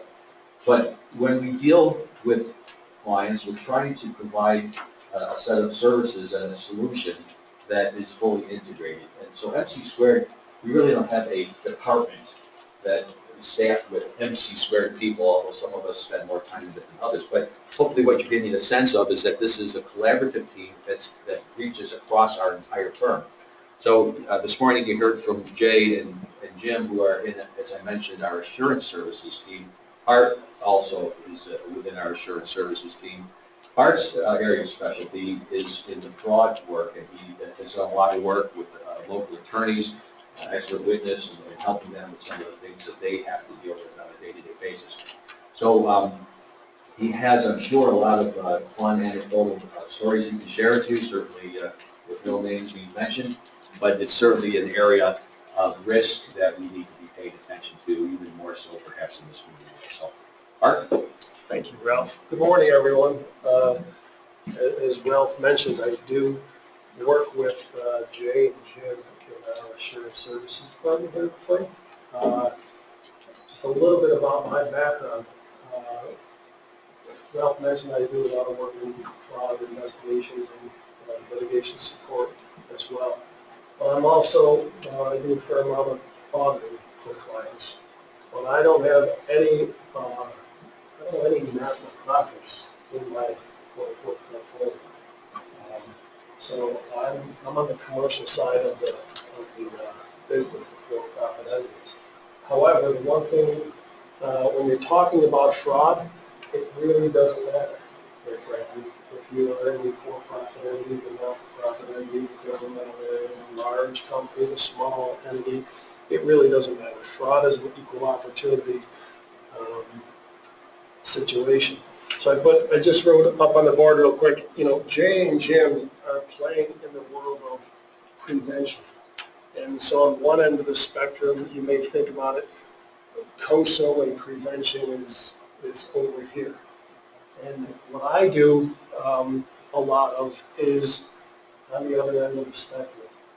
The prevention, the internal controls failed and were non-existent, and there is a fraud or a fear of a fraud, and the stuff has hit the fan, and nobody really knows what's going on right away. That's really the part of the world that I play in, so to speak. Okay. Ralph mentioned stories, so I will begin with a story that I will refer back to periodically throughout the presentation, and I think this is a good story from the standpoint that it touches upon a lot of different variables that you might find in a typical fraud situation. So, I don't know, this is probably 5 or 6 years ago. One of my partners got a phone call from a client. It was a large doctor practice here in town. If I told you the name of it, you would certainly recognize the name. You might have been treated there, had a family member treated there. And the practice administrator said to my partner, I think we have a problem. Okay, what's the problem? I think one of our billing folks is putting money in their own pocket. Okay. Practice administrator says, what do I do? Very, very common. You find out that there might be a problem, and to the individual working within the organizations, they have a lot of anxiety. What exactly do I do? So They talked it through a little bit. The practice administrator said, can you help me? My partner said, I'll certainly be involved, but you might get me involved because I have, frankly, a lot more detailed experience than I have. So he set up a meeting for the three of us. And at that point in time when I went to the meeting, I really wasn't sure exactly what was happening myself. I got briefed on it, but we sat down for about a half hour. The practice administrator laid out in pretty good detail. This guy, if you didn't want to be a practice administrator, he probably could be a pretty good file out. He had laid out in pretty good detail with some pretty good substantiation, some pretty good evidence behind it, exactly what was happening. And what was happening is one of his senior billing persons, a lady, who's been with the company for 15 years, was essentially stealing codes. And people would come in, they'd be examined, you would pay $20 for the window. She figured out a way where she could put $20 in her pocket and do something within the computer to make it go away. She got $20. So at that point in time, I asked the practice administrator, I said, what do you want to do here? You have a couple different decisions that you may want to think of. And the first one is, do you want to make this a public matter, or do you want to keep it private? So once, if that person wanted to make it a public matter, maybe the next step might have been to call the mayor's place. Maybe just something like going to a governmental agency and saying, hey, somebody is stealing from me. At that point in time, the practice administrator didn't know, and I frankly recommend that you may not want to go down that path just yet, because you don't have really all of the answers. So I also informed the practice administrator that before he left the office, I strongly recommended that he call his corporate attorney. Your first call when you have a situation like this, it's okay to call your accountant or your financial advisor. But frankly, fraud is a very legal matter. The things that you do in the early stages of investigating a fraud, if you don't do them properly, you don't do them in the proper order, you can really mess up the case from the get-go. If not the first call, one of the first calls should be to the corporate attorney. And one thing I would tell you is that if your corporate attorney works in a large firm here in town, odds are that firm has the legal equivalent of someone like me who has worked in a fraud area a lot. I've seen it too often where it's a specialized area from a legal framework, just like it's a specialized area from an accounting framework. You need to have an attorney who's very well versed and experienced in fraud investigations. So if your corporate attorney says, no problem, I'll handle it, I think it's a good idea for you to sit down and say, can you tell me what your experience is? If the corporate attorney cannot cite specific experience in this area, I would ask you to encourage him to bring somebody else from his firm involved, or somebody else from the area in another law firm that has specific experience in this area. Okay? So getting back to the story, we called the attorney. This attorney was really very good. He goes, listen, folks, this is not my area of specialty. And as I've had clients that are involved with it, but I need to get one of my partners involved. Okay, no problem. So we put together the team. We put together myself, we put together the practice administrator, we put together the attorney, we put together, we went out and we got a private investigator to be involved with this, and we briefed the board of directors of this healthcare facility. And the decision was made to test the evidence again, double test the evidence, make sure you before you go in and want to accuse somebody of committing a felony, you better want to make sure that they don't. So that was done, and then the decision was made to bring this employee in for an interview. That was going to be conducted by the private investigator, preferably under oath. it was going to, the goal of which was to get the person to admit that she committed this crime. And if you can get the person to admit it and come clean, it makes everybody's job a lot easier. You don't have to pay accountants, and lawyers, and deal with the private investigator, or pay the private investigators, and litigate the case downtown, and the district attorney's office, and fight, and just the fees just ramp up. And frankly, if you never done any kind of taxes, you may not get a conviction. So if you can get the person to confess, it's a really good thing. Right? So this lady was brought in. She thought she was coming into a conference to do something else. She sits down and she knows something is up. There was a court reporter there.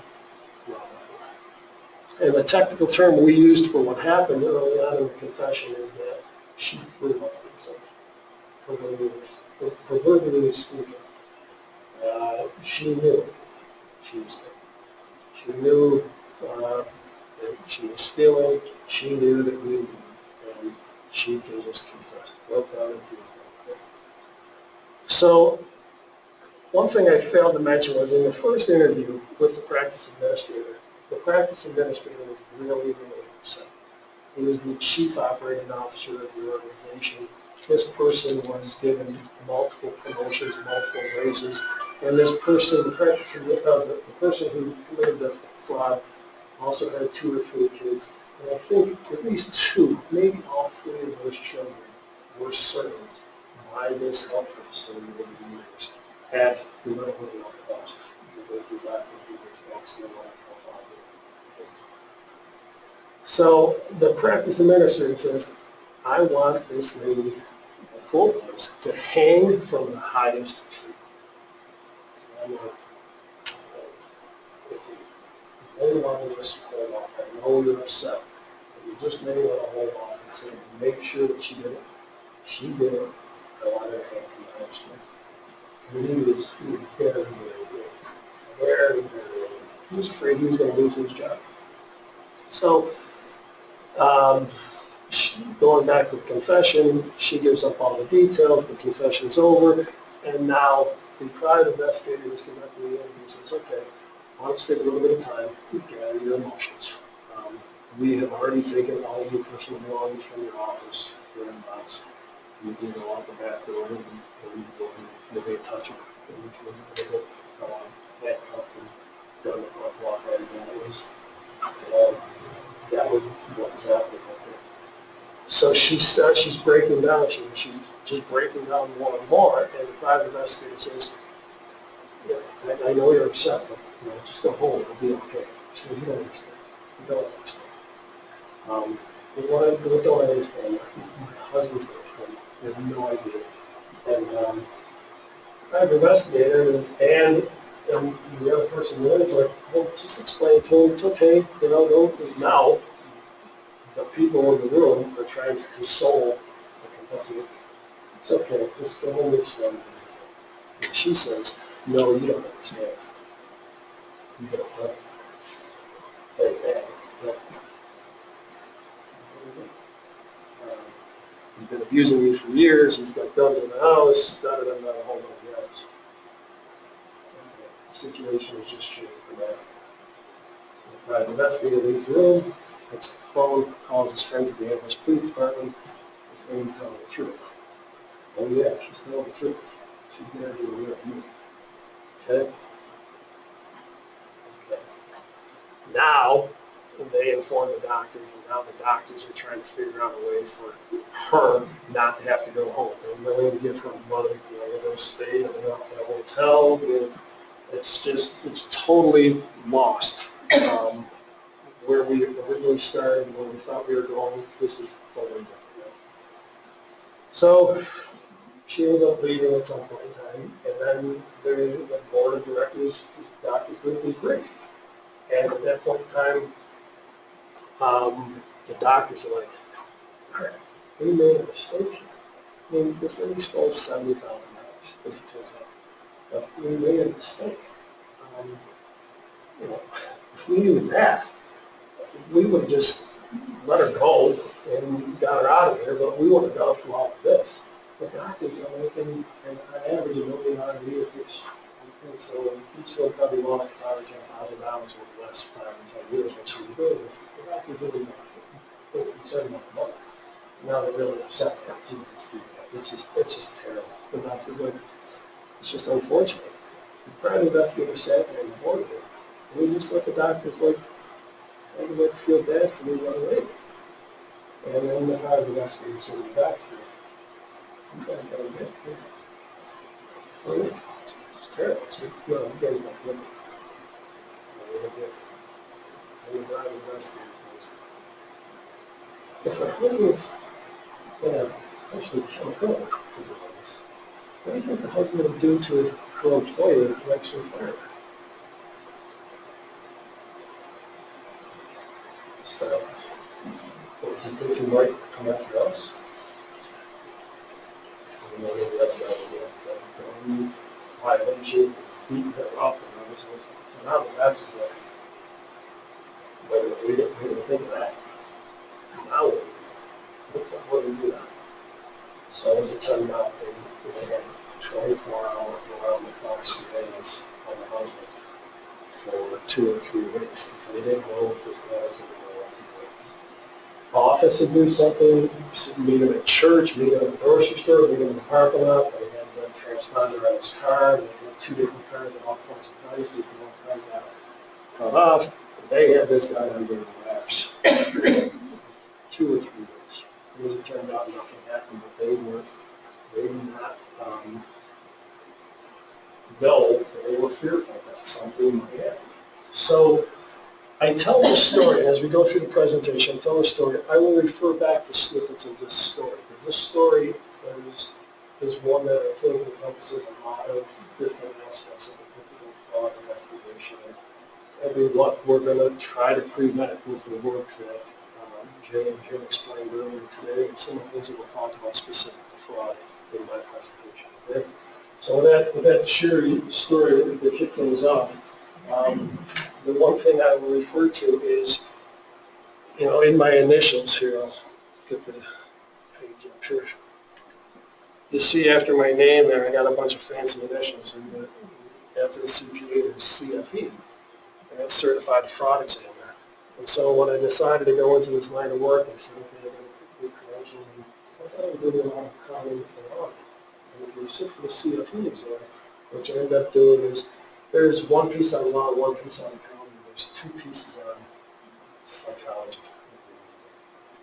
And really, a lot of fraud prevention, and a lot of fraud detection, and a lot of fraud investigation. You really need to have a very good handle on the psychological aspects of this, okay? Including as evidenced by this story that I just told you. So, what are we going to try to do today overall? Let's talk about what is fraud, okay? What's the legal definition of it? It may or may not be clear, but we're going to talk about why do frauds occur. What types of frauds actually occur? How is it discovered? Okay? And we're going to get into ways to combat fraudulent behavior, and I'll try to weave in a few more what I hope to be very practical stories for you to consider while you're going through and you're thinking about your own organization and you're saying, how does this pertain to us? And so I'll try to tell a few more tales to try to highlight some things. Does that make sense? Any questions before we go further? I have a question for the group. Anybody here involved with a previous occupational fraud situation at a place that you either work around or you used to work, or somebody was caught with their hand in the cookie jar or anything like that? Yeah. How long ago? I'm interested in incident management, so I won't go on. Okay. It's more prevalent than you think, these cases. Okay, let's talk about a legal definition here, just so we can set a foundation here. What is fraud, and by definition, what isn't fraud? Deception or misrepresentation that an individual or an entity, company, can commit fraud, makes knowing, we need to know that the misrepresentation could result in some unauthorized benefit to that individual or the entity or some other party. If it's a mistake, if somebody says, if somebody asks a person a question and they give the wrong answer just because they made a mistake, and that is, that results in some loss of money, that's not fraud. That's just, it's a mistake. The person needs to know that they're trying to steal, quite frankly, in many of these things. Does that make sense? And that definition is from the Association of Certified Fraud Examiners, which there's a couple different organizations that are out there that combat fraud, but the most popular one, and really I think one of the better ones, is the Association of Certified Fraud Examiners. They really address a lot of things that I think are very practical to not only myself, but the other folks within the community who are trying to fight this. Who's familiar with the fraud triangle? Is anybody seen this fraud triangle before? Great. So there's some psychology that goes into the fraud triangle.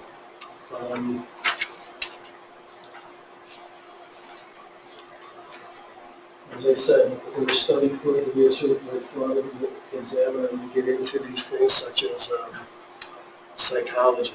And folks sat down at some point in time and came up with a theory. And their theory was simply, in order to have a fraud, all three of these things, pressure, rationalization, and opportunity, need to be present in order for the fraud to occur. If you have one of those three things, or two of those three things, but not the third one, the theory is you cannot have a fraud. Okay? I'll give you an example. So, first of all, let me talk about these things. There needs to be a pressure to steal. The example I use is if there's $10,000 of cash in $100 bills laid out on this table here, and Bill Gates walked by and there was nobody around, I doubt Bill Gates would give that $10,000 a time a day. It's not his money. He's worth billions of dollars. He has no pressure financially. He's not worried about that $10,000. He has no pressure at all. Take, for example, the lady that I referred to in my opening story, and the reason that she was stealing, which I didn't mention earlier, was her house was in foreclosure. She had a daughter that was in college, and she had another daughter that was in college, and she was doing the piece of work that she was married to, by the way, didn't have a job, and was, let's say, was a deadbeat. And she's doing everything she can to hold the finances together. This lady had real pressure in her life. Okay? If she walked by the stack of $10,000, it might be very, very difficult for her not to think about it. Okay? So that's the pressure component of it. The other component is rationalization. In the opening story that I referenced, her rationalization was simply, I had a very tough way here. They had given me raises, they had given me promotions. But these doctors are driving around in BMWs and Lexuses. They're not going to miss this money. They're not going to miss the $10,000 in cash they're stealing. It's like $1,000 a doctor. They're just not going to miss it. It's not that big of a deal. That was her rationalization. Okay? There needs to be some rationalization on part of the person doing the fraud and say, why is this okay? Okay? Third one is opportunity. You can have all of the pressure in the world. You can have somebody who can rationalize about anything at all. Right? But that $10,000 that I talked about, that was anything, is behind a safe with 6-foot steel walls. That $10,000 is a good startup, right? You get a lot of pressure, you can rationalize it, your money's not getting stolen because you don't have the opportunity. Make sense? I've struggled with trying to figure out, there's got to be a way around this fraud triangle. Maybe I can come up with an example of, in this case, you get 2 out of 3 is still the fraud. I know they were able to come up with one. Smarter people than I came up with this theory. And I think, as you think about fraud and preventing fraud in your organizations, I think it's important to keep this theory in mind. Like, well, what are we going to do in order to prevent a fraud? Which of these 3 things, or how many of these 3 things, can you affect in your place of work? You are the CFO, you work at an organization. Which of these 3 things, which of these 3 variables can you impact? Which one? Yep. Exactly right. You really can only address this. No one in this organization, the lady was at the story, no one had a clue what her real life was. They didn't have a clue. She came in, she was the nicest person in the world, 4 years a year, friendly, always helping anybody else out, never said boo about anything. Put on the show that everything was fine. None of us know what's going on in our lives, right? But the one thing that you can control is that opportunity component of your organization. And that gets back to things that Jay and Jim were mentioning earlier, the COSO model, the internal controls, all of that stuff, which I will, in my personal opinion, will admit to, you know what, it's very interesting. I do think it has a ton of value, but frankly, it is not the sexiest thing in the world that you may want to address when you go in to do your job every day. But the reality is that if you don't cover down on those types of things, you're going to end up with a much worse situation. So I think that what I have come to understand about where the not-for-profit community is and the organizations that you folks are involved with is New York State has now adopted or wants to adopt these COSO type standards and wants to encourage these organizations to go down this path and use this as a model. I think from my perspective, on a very practical level, it's a very good thing.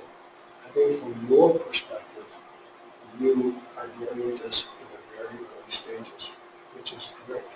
Nobody is standing here beating over their head saying, here, and all those wonderful cues that Jamie and Jim showed you with the different models and processes and all this stuff, you have to have this implemented on the single thing first. Hurry up and go. I don't think anybody necessarily saying that. So you do have some time to, frankly, come to grips with exactly what this stuff is and come to grips with what's the most practical way of implementing this? Because there's a lot of stuff here. So that's where the opportunity comes from. Does that make sense? Is that clear? How that got explained? Any questions on that? I'll go for it.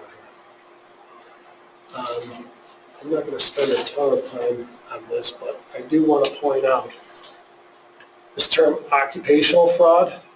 That's the type of fraud that we are talking about when we're talking about fraud in this element. Right? And it's really broken down into 3 components, one of which we'll focus on today. First one is corruption. Corruption, I think the most blatant example is the stuff that goes on in Albany or Washington, right? Bribes and things like that, okay? We're not going to focus on that a whole lot today. The second one that we're not going to focus a whole lot on, but it's certainly relevant, is financial statement fraud. I'm not saying that financial statement fraud may not be something that we need not focus. We need to focus on financial statement fraud. The traditional audit of a financial statement is designed partially to make sure somebody's not tricking the books on the financial statements and portraying something that isn't necessarily accurate, okay? I could do a whole segment on financial statement fraud, separate from this. The thing that we're going to be focusing on is this middle one. And it's really, like there's 8 or 10 boxes in the other two. There's like, 100 boxes here. This asset misappropriation, this is people stealing.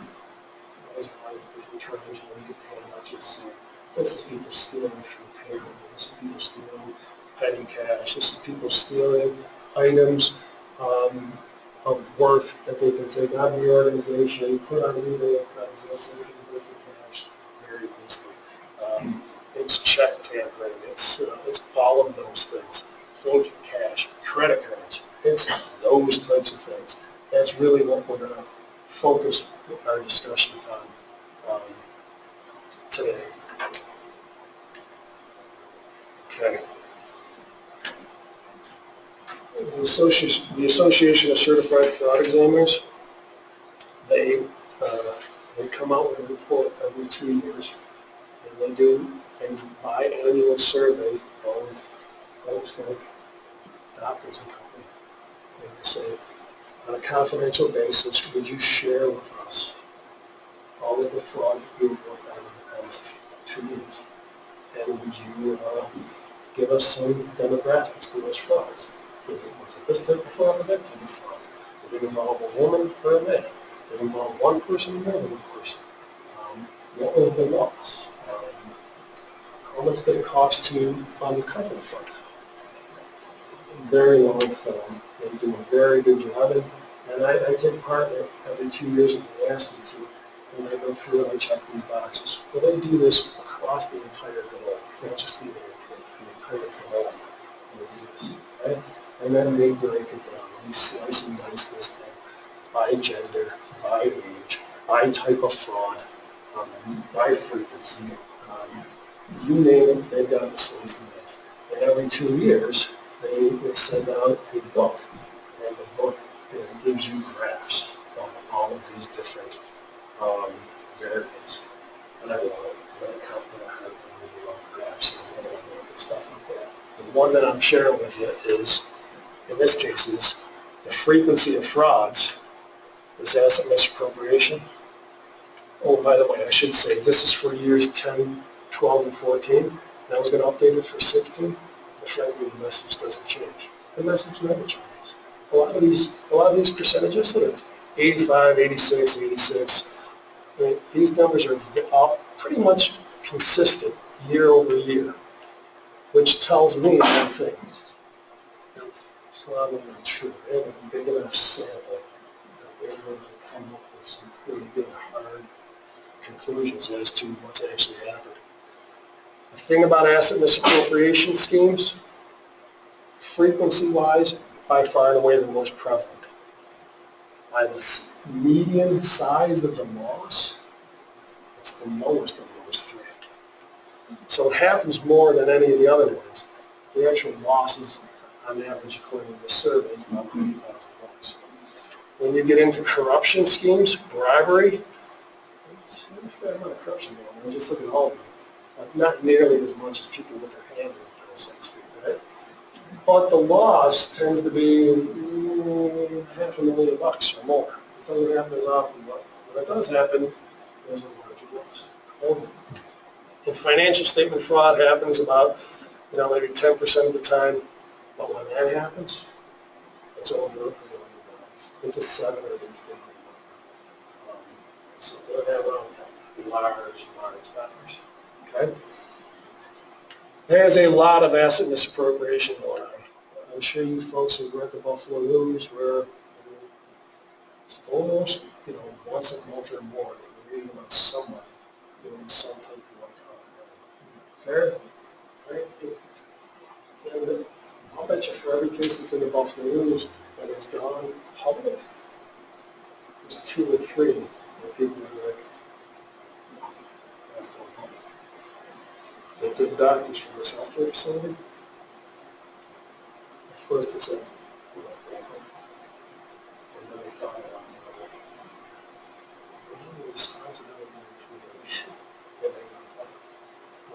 soon as you go down to the district attorney's office, as soon as you slide that file across the table, you have lost control of whether or not that information ends up in the hands of the Buffalo News and the front page of the newspaper. If the district attorney wants to publish it, they can publish it. If they want to leak the information to the press, they will leak the information to the press.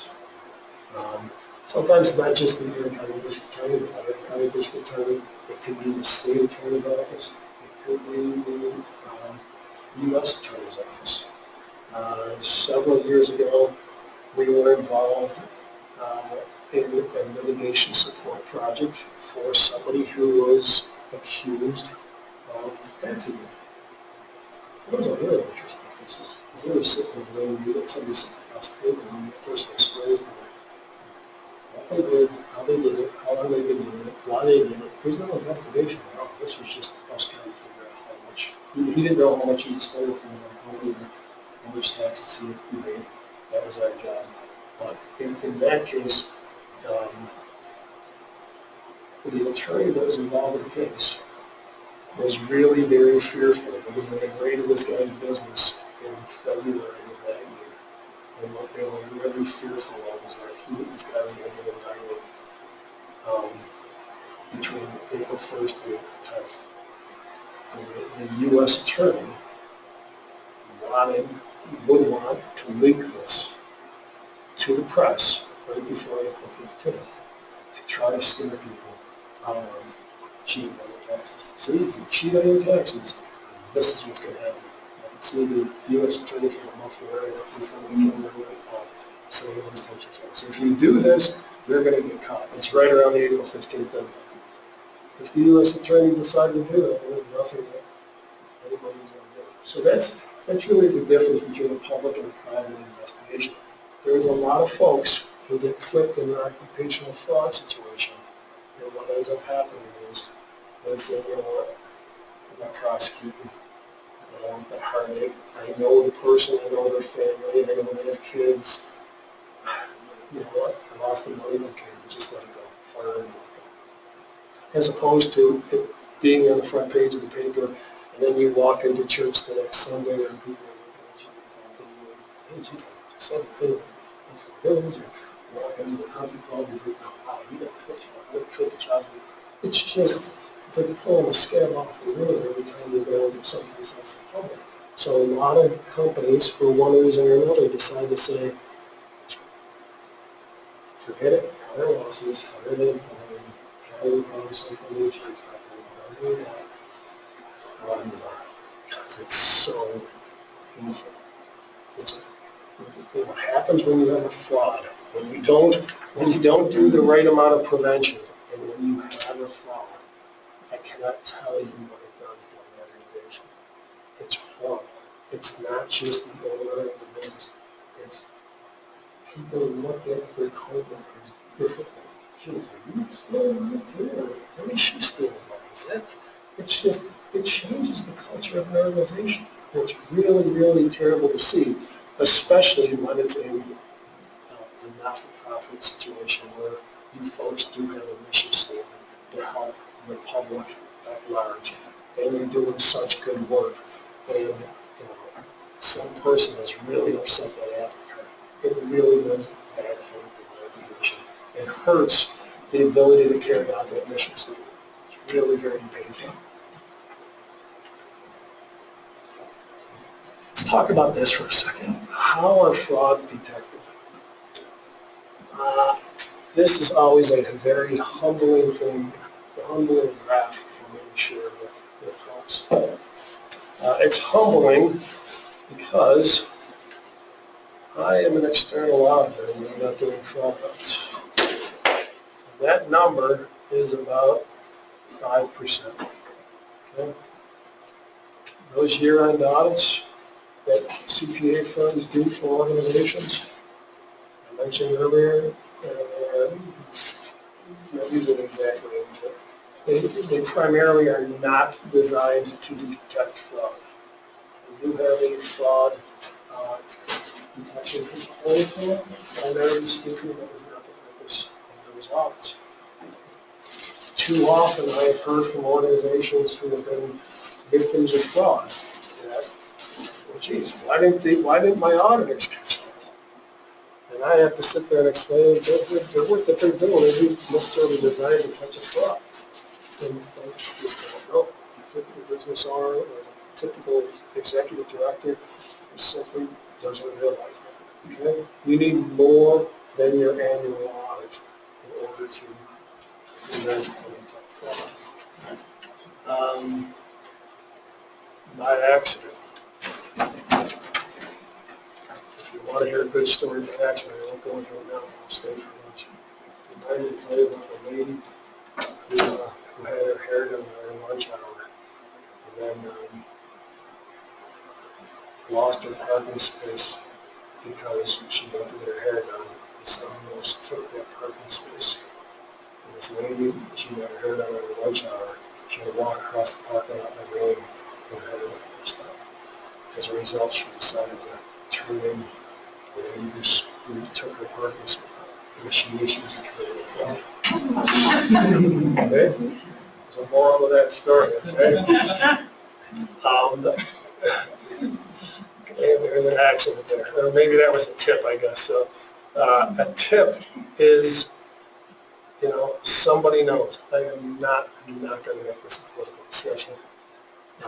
But I honestly believe when I hear this guy on TV saying this after there's another tragedy in the world, and the Republican nominee says, someone else knew.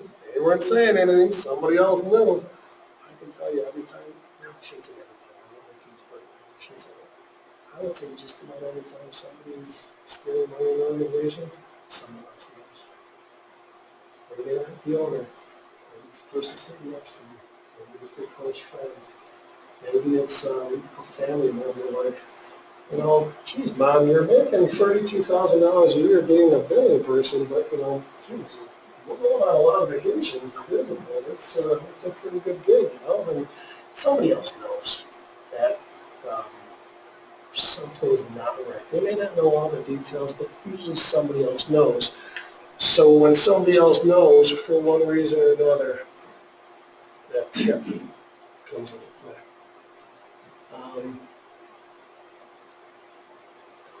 So this is how frauds are typically detected. Sometimes it's just by accident. When you get down into this internal audit management review area, the lines start to get pushed down a little bit. Look at IT controls all the time. We'll learn a little bit about that later on this afternoon. But the better job that you can do with internal audit and controls and things like that, the better chance you're going to do yourself. Mr. Jeswell. Mark, with respect to the tip, do you have any information in terms of where in the cycle does that typically occur? Is it after there's been some kind of suspicious behavior and so the word goes out, we're looking for somebody to maybe give us a tip, or is it done proactively typically where nobody's really suspicious and somebody would just come in and say, hey, I think there's something going on? Yeah, that's a good question, Ralph. And I'll answer it this way. It's probably all over the board. I don't have a hard and fast answer for you exactly when tips actually take place. But what I can tell you is this. Jay and Jim mentioned earlier this morning, and I've got it in some of my slides later on, about the tone at the top. And if there is a tone, the proper tone within an organization, one of the things that's happening is that there's communication from the proverbial top down to say, listen, we do not stand for any fraud taking place. If you steal from a company, you're stealing from all of us. All of those things. If you are aware of a fraud, or potential fraudulent behavior, here's an anonymous tip line that you can call.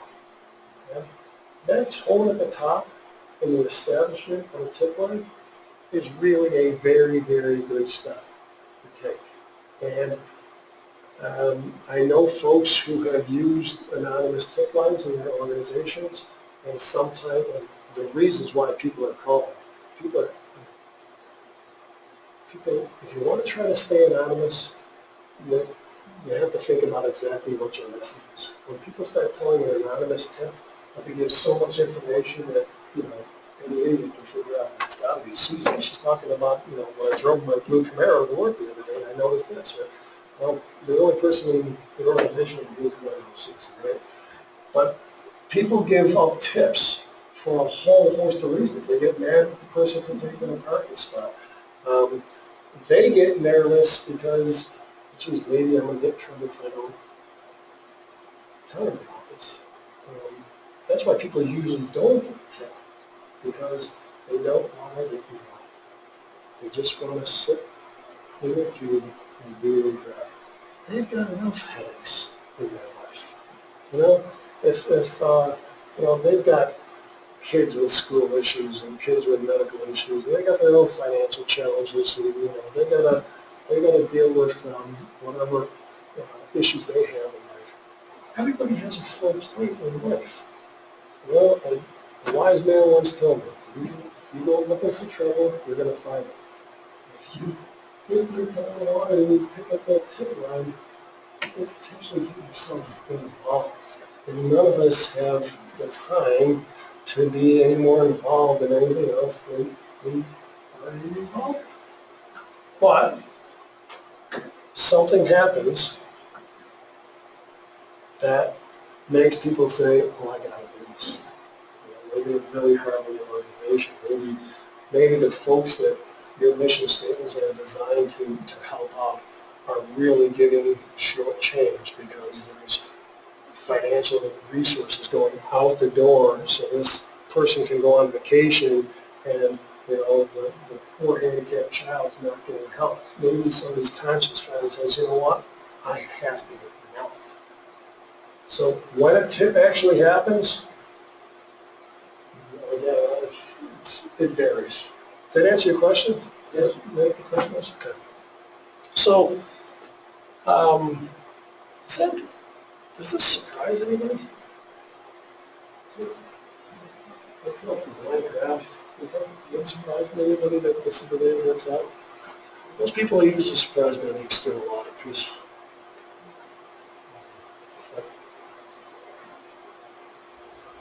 The way to prevent this is to do the COSO prevention piece. Going back to psychology there, who typically commits a fraud? I got one book upstairs, a big shirt for you folks. Men, yes. Women, yes. Young, yes. Old, yes. Folks who have been with an organization for a long time, yes. Folks that have been with an organization for a week, yes. Folks on the West Coast, yes. Folks on the East Coast, yes. Folks in different countries, yes. Yes, yes, yes. Yes, yes, yes, yes. Some general tendencies. The longer a person is at an organization, the more they'll stay. Generally speaking, men will take more than women.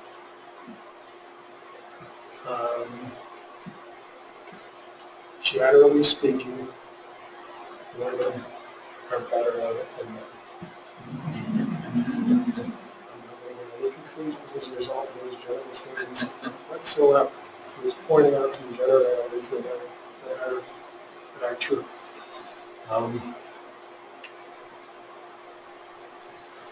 That's a conventional, you think of a felon, you think of a guy in prison, you think of a scary person.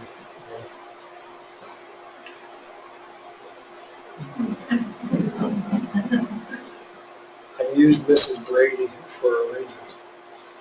I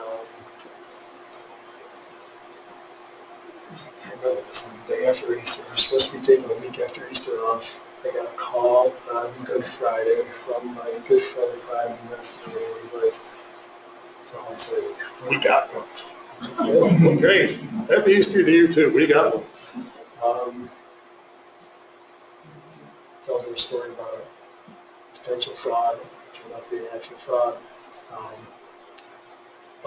He's meeting with the executive director of the not-for-profit organization on Saturday morning, and before Easter, he goes, can we meet Monday morning? I'm like, well, I'm supposed to take the week off, but sure. So we met at a coffee shop. It was me, it was the executive director, it was the private investigator, and it was his chief operating officer. So his chief operating officer is the person in the organization who does all the computer stuff. Is that a technical term, computer stuff? It is now. From the fraud guy, computer stuff is now a technical term. So they go on to describe the situation where a lady who is a temporary employee, working for a temporary agency, takes a job, and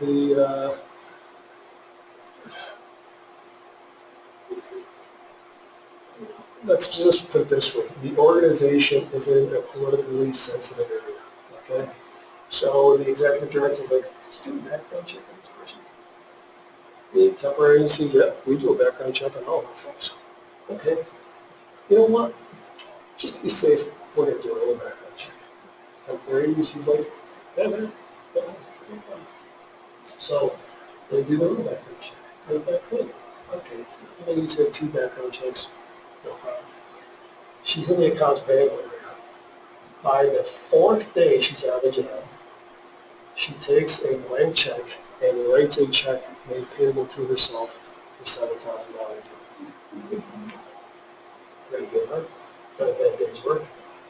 She takes that check to M&T Bank, and she slides it across the counter, and she says, I want to deposit, no, I think it was like half and half for $4,000, I think I gave me cash for $3,000. She wanted to, no problem, she wants out $3,000 and $4,000 for no problem. It's her 4th paying job. Well, at that point in time, they had done some digging. They figured out that there was about 8 or 9 more checks, 5,000, 6,000, 7,000. They said the other thing, blah, blah, blah. And it was up to around $3,000. And so I'm an accountant, right? So I'm just like, okay. But at some point in time, those canceled checks are coming back with the bank reconciliation, the bank statement, and somebody's going to see Susie's $5,000, Susie Smith $6,000. Wait a minute, why is the accounts payable, the temporary accounts payable card with $6,000, taking checks for $6,000? Okay, there's more of the story. So what ends up happening is that somehow the accounts payable clerk figured out a way to get access to the bank statement before it was opened by the executive director, who used to be the chief financial officer of the organization, who understood internal controls and understood that, you know what, there's other people writing checks, there's other people doing things. When the bank statement comes in, comes to me first. I'm going to look through it and so this person, who was on the job for 4 days and then for several weeks and months, went to the executive director's secretary while she was at the coffee pot. This was all figured out afterwards. Goes up to the executive director's secretary at the coffee pot and was just not having a good day. So what does the secretary say? You okay? I'm just stressed out. I'm just, it's my first month on the job, and I'm just trying to learn all this stuff. And I got all this stuff going on at home, and I'm backed up here. And I'm just trying to get I'm not going to be able to get all this stuff done before the executive director gets back, and she's going to be upset and I'm afraid I'm not going to be able to make this job a permanent job. So the secretary says, well, what's the problem? I know, I didn't ask the executive director for the bank statement before she went away, and because I forgot, because I'm busy, and then, now I'm not going to be able to get to it until she gets back, and she wants the report when she comes back, so it's going to take me a couple of days, and I'm afraid she's going to be upset. She's going to tell the temporary UC that this lady is going to happen. And the secretary, she knows the secretary's holding the bank statement. The secretary has the executive director's back. So then nothing happens. They don't know who they're going to put next. An hour later, the secretary comes up to the accounts payable and says, "Yes, I'm supposed to do this, the executive director, so if you take it, please, you know, put it back to the subject backwards."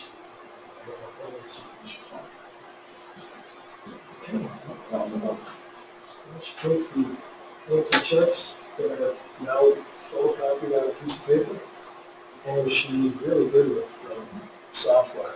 She lifts the check off that's made payable to Susie Smith, and she puts the check on there made payable to the largest member of the teacher. I look at what sheets of paper and all of these checks next to each other with a magnifying glass. And I was trying to figure out, if she put off Susie Smith and she put in the ABC.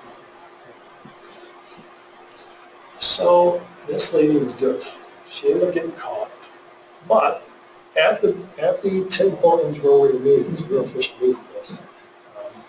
At the Tim Hortons where we were meeting, I'm like, who is this lady who's got, she's got some knack to do this, right? Who is this lady? The chief operating officer for the private temple agency opens up her iPad, pulls up a picture. It looks like Mrs. Brady. And what's my point? It's Mrs. Brady. That's what this lady did. She had flowers and sunshine all over the Facebook page. It's incredible how much of a sweetheart this lady was. Including something that she had a Facebook post that was really chastising people. She lived near a cemetery. How can you possibly litter near a cemetery? Is there anything more disrespectful than littering near a cemetery? The lady stole $120,000 in 3 months from the not-for-profit. So we're trying to figure out psychology. This is more often than not. Frankly, this really is the type of person who ends up. This is kind of what the lady looked like at the healthcare study. It's not good. So it's difficult to get your head around it. Yes? But you don't get check copies back everywhere. It's not that easy anymore to check it. That's a great conversation to have with your not-for-profits in here, Dopkins. I can get them, but Yeah. it's not as easy. Yeah, it's not as easy. Yeah, and there's things that you need to go through. Again, going back to Jay's presentation this morning, what are you trying to do? Is it effective? Do you need to do something different? I'm not sure what the answer is, but it makes it more difficult. There's only me and 15 minutes standing between me and lunch, so I'm not going to go late, I promise you. Any questions so far? Okay. So there's a lot of fraud in this stuff, right? And I think that question that I've got on the board right now, how should your organization manage fraud risks? I think in large part it goes back to the discussion this morning.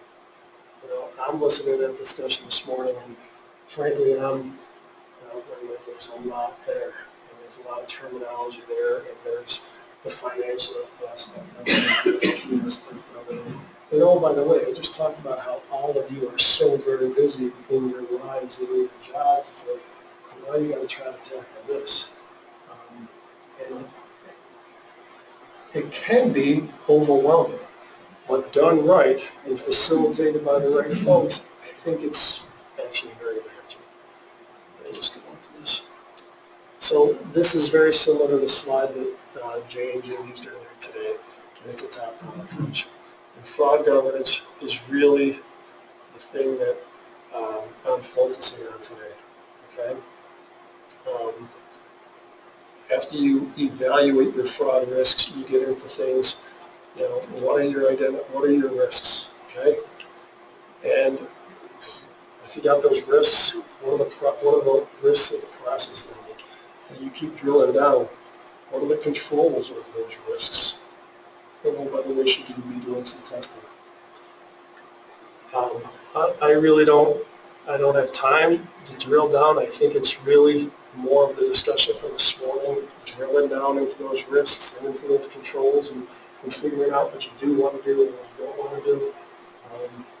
But again, that's where Jay and Jim and other folks can help. But let's talk about the fraud governance piece of it, okay? Just keep. So education and training go back and forth, and monitoring go back and forth.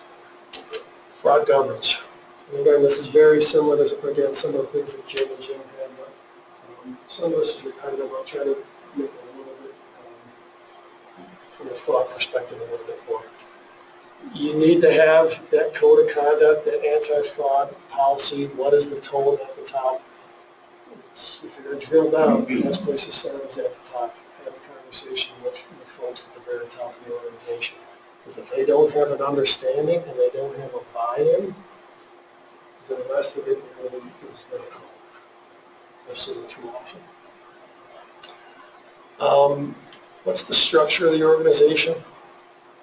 I think of a lot of not-for-profit organizations, especially, it's very difficult to implement effective internal controls if you're running a tight budget like I think a lot of not-for-profit agencies are. So the challenge is there that you still need effective internal controls, but you need to figure out where to spend the limited funds that you got, where to spend the limited time that you have, where are you going to get the most bang for your buck, where, if, frankly, this happens, if there is a, comes from a fraud and somebody says, they always do, how could this happen? You're able to cite and articulate, well, let me tell you exactly what our fraud policies were. And let's talk about the structure of the organization, and this is what we focused on, and this is why we focused on that, and this is why the fraud slipped through the cracks. And this was one of the things that we discussed potentially happening, why we did this risk assessment, et cetera, et cetera. It's not a good answer to, hey, I don't know, right? So I think the structure of not-for-profit organizations are such that it presents a bigger challenge to implement this type of stuff. What are your oversight guidelines? How are your employee policies communicated? Is there enough communication coming from HR, coming from the department heads, coming from the board, coming from the executive director? How is this type of stuff discussed enough and articulated in a way that the rank and file, frankly, have a good understanding of what the policies are? Perform risk assessment, that goes to the prevention area. Control of access rights. I'm fearful of having this conversation with Bill because I'll probably throw something at me because I will not be able to explain this as well as our IT folks. But I do think I can explain it in a way that is practical. When I have access rights there, I'm specifically talking about access to different modules of the computer system. Okay, so the analogy will be: would you give the newest employee who's at the lowest level of the organization a physical key to get into every building or every office within the organization, including the safe? The answer is you would not, right? However, when you get into the IT area, sometimes organizations are just like, here's your password, you dial in, and now theoretically you have access to everything that anybody else does. And if the wrong person has access to the kingdom, they can do some real harm from a fraudulent standpoint. This area is something that we've been focusing on a lot with all of our clients, for-profit and not-for-profit. And it's an area whereby when it's explained and articulated to the management of an organization, a lot of times they're like, we could restrict those rights. The IT folks are like, yeah, I can turn off that module for those people, and I can restrict those. it's one of those like, geez, I don't think it was earlier. But again, this is where you need IT folks. I would not be the guy to assess your access rates, folks. Okay? We got folks who can do it, but I'm definitely not the guy to do it. Background checks. Going back to the story about the lady who had 2 background checks, who sold $7,000 in a portfolio in the job, temporary worker, 2 previous convictions.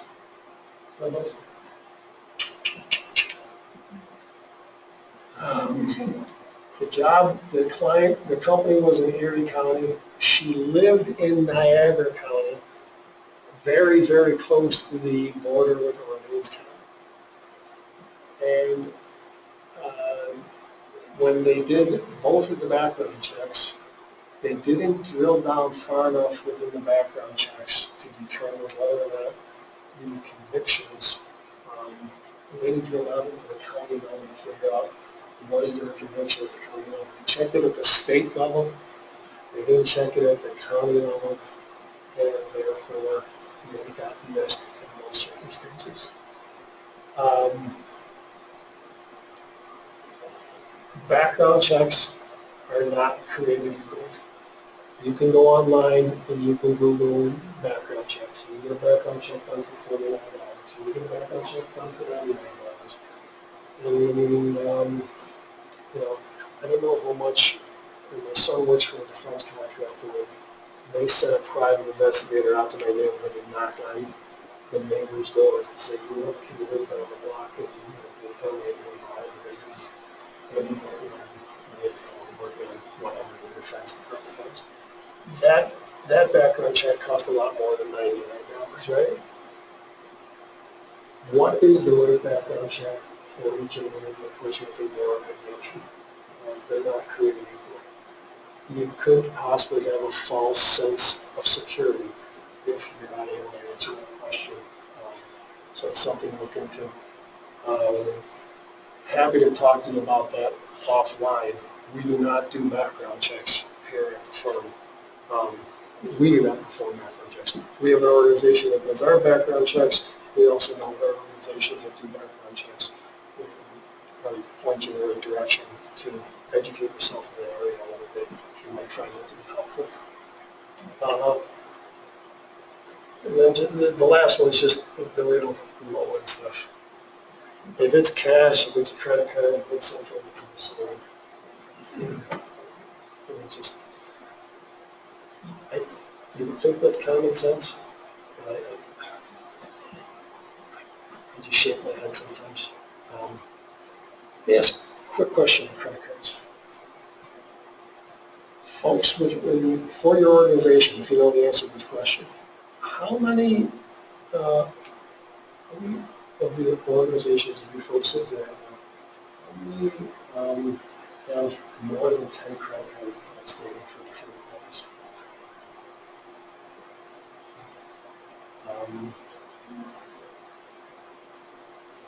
Can I ask why that is? Some of these departments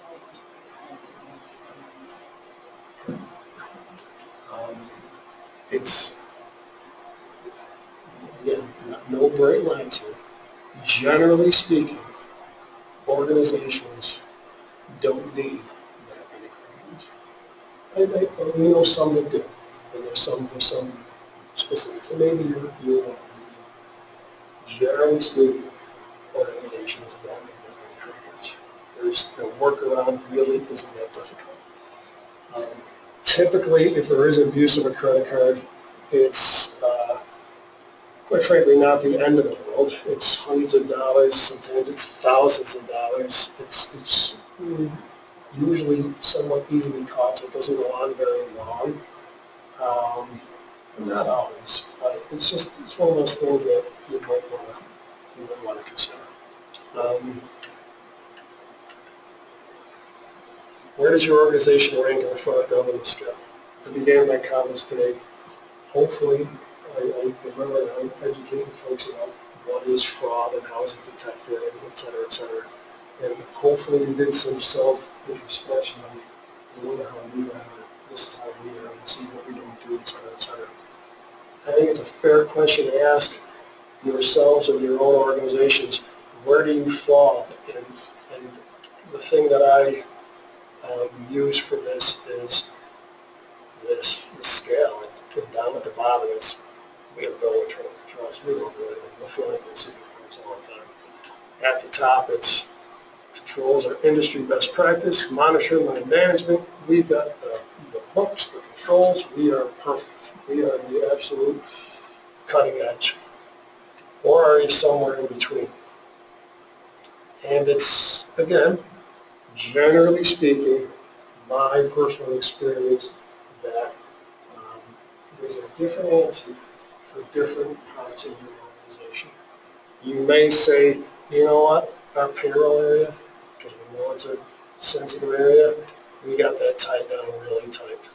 But when it comes to cash receipts, you know what, there's so much turnover in those at that level. We don't even know what the issues are. So there may be a different answer for a different part of your organization. If you were thinking about, the organization overall, you might come up with an answer. You start breaking them down into major segments, you may get a different answer for each different part. This may be a good place for folks to start. Really kind of 30,000 feet. Where are we as an organization? Where do you rank yourself? And then if you're down here, if you have areas that are down here and you've got some real risk, then the question is going to probably, how do we improve that? And again, there's areas where I think we could probably help you move those scores up, without it being too painful.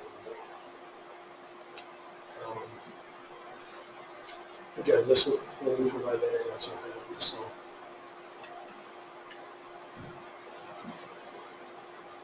any questions? Let's go. So how do you recommend handling it if a person, you know they committed fraud, but then if you don't report it, it doesn't show up on a background check? Right. So if somebody walks out with 6 figures and they don't prosecute them? Right. Then you ask something about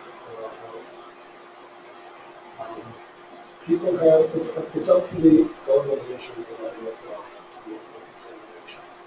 From my perspective, selfishly, I think I understood what all of these report because they're on the windshield.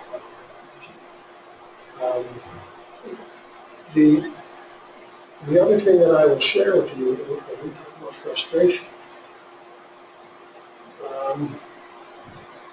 it is a 6-figure investment in school. And I was involved, and we were pretty good team of people involved. We had this person, on the sites. And the school was getting public funding, so the school decided, said we need to make this public, we need to be transparent, we're going to be publicly funded, et cetera, et cetera. They take it down, David kind of disciplinary's office, and we need to be assistant. Oh, there you go. Beautiful case. Beautiful case. Yeah, I don't think so. I don't think you got enough here. We're not going to do anything. What? Are you kidding? You're kidding, right? This is a public school. This is really busy. Really busy.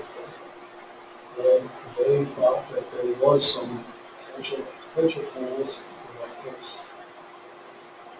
And they originally kicked it and said, what I do.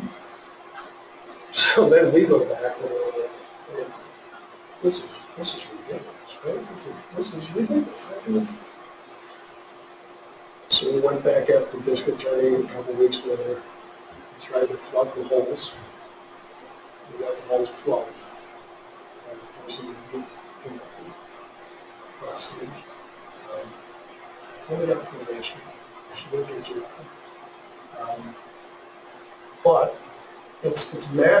It's just, you find this stuff out after the fact, If something gets fraud, it gets up with that project, is there other people? And trust me, the folks downtown, I'm not picking on this, they're all good people, but they're so very busy. Try to get them to take the case, you go in and tell them take the case for $35,000 and that's what happens. It's for $35,000. So it's got to be about $50,000 for them to consider it. And they're not doing any work. The organization is going to have to pay the accountant, the lawyer, the private investigator to put the entire case together. And they're going to do assistant disciplinary or something right before they take the case. So it's another reason why folks don't want to do it. Yes? We did the state fingerprinting and that kind of check. How did that rate for the last year? I don't know. But I don't. But what I can do is I can find out, right, put you in touch with the right person to give you that answer. Because I think it's important that you do find that answer out. But I am not well versed in the area of the facility. It's a good better than that. I know two people for sure who actually comes out and let me know what. Okay? Because you should know on the background check area, you should be able to select with a relative amount of confidence. This is what we do, this is why we do it, this is why we're spending $150 per person instead of $1,000. And it's a risk assessment, it's a risk reward assessment, and you should be able to understand it enough and articulate why you're doing one versus the other. Okay. Anything else? It's lunchtime. Good job. I told you had some good stories. You said they were fun stories. No, I don't I don't know if those are fun stories, but those are. We're going to break for lunch. We'll be back here at 1 o'clock. Feel free to roam around as you may need. And 1 o'clock we'll do our final session on IT assurance.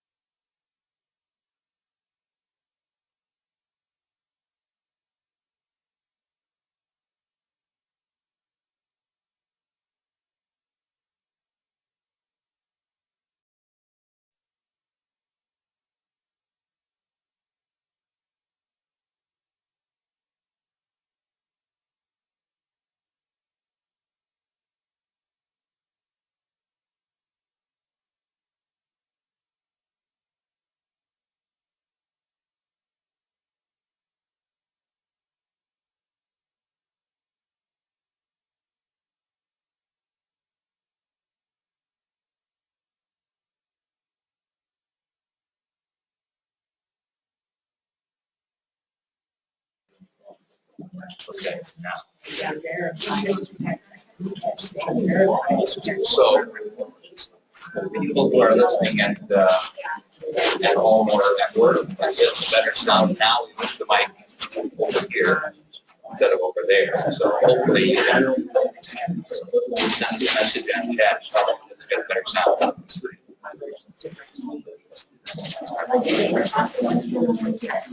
Let's do that. Under me? Yes, oh, yes. Do you want me to move this down, Bill, in front? Yes, now you can go somewhere with that.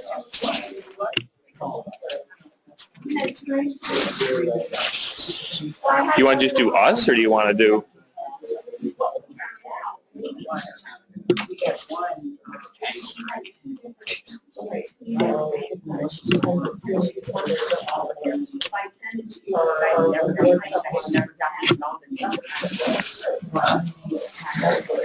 How's that?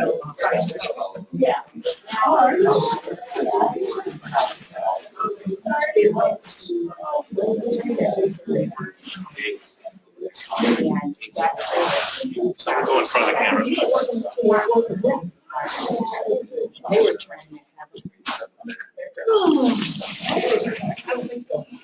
That good?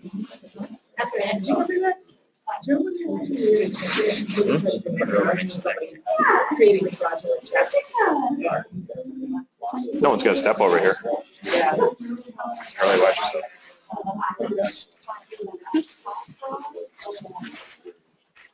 Trying to figure out where to stay. What do we got here? Huh? Turkey, beef, and ham. Oh, there's a funny little chef. Onion to the chips. Oh, Chipotle. Maybe hot. No, I can't have it. I know.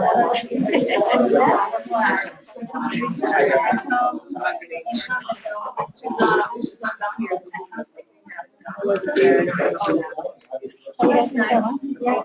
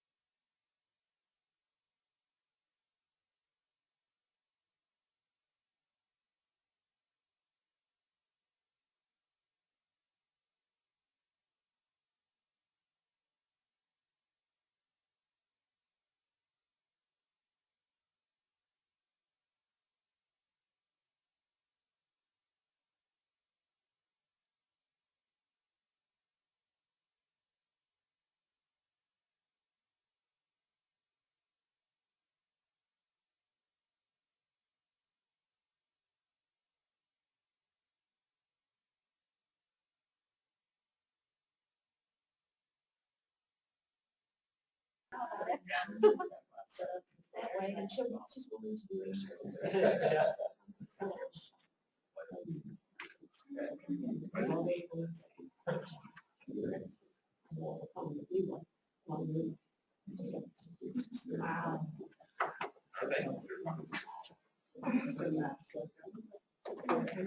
I'm fired for doing that.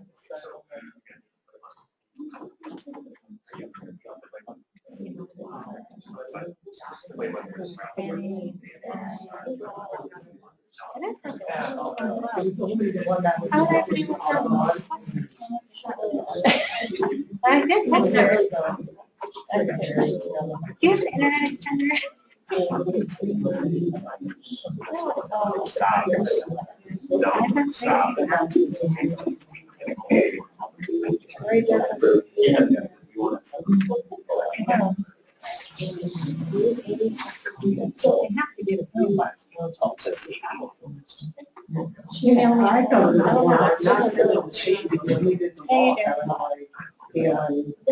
that think that were electrically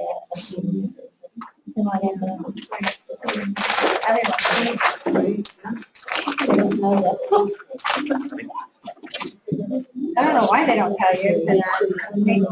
I log on.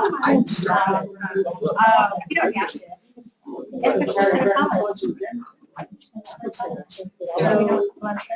Okay, well, welcome back, everybody.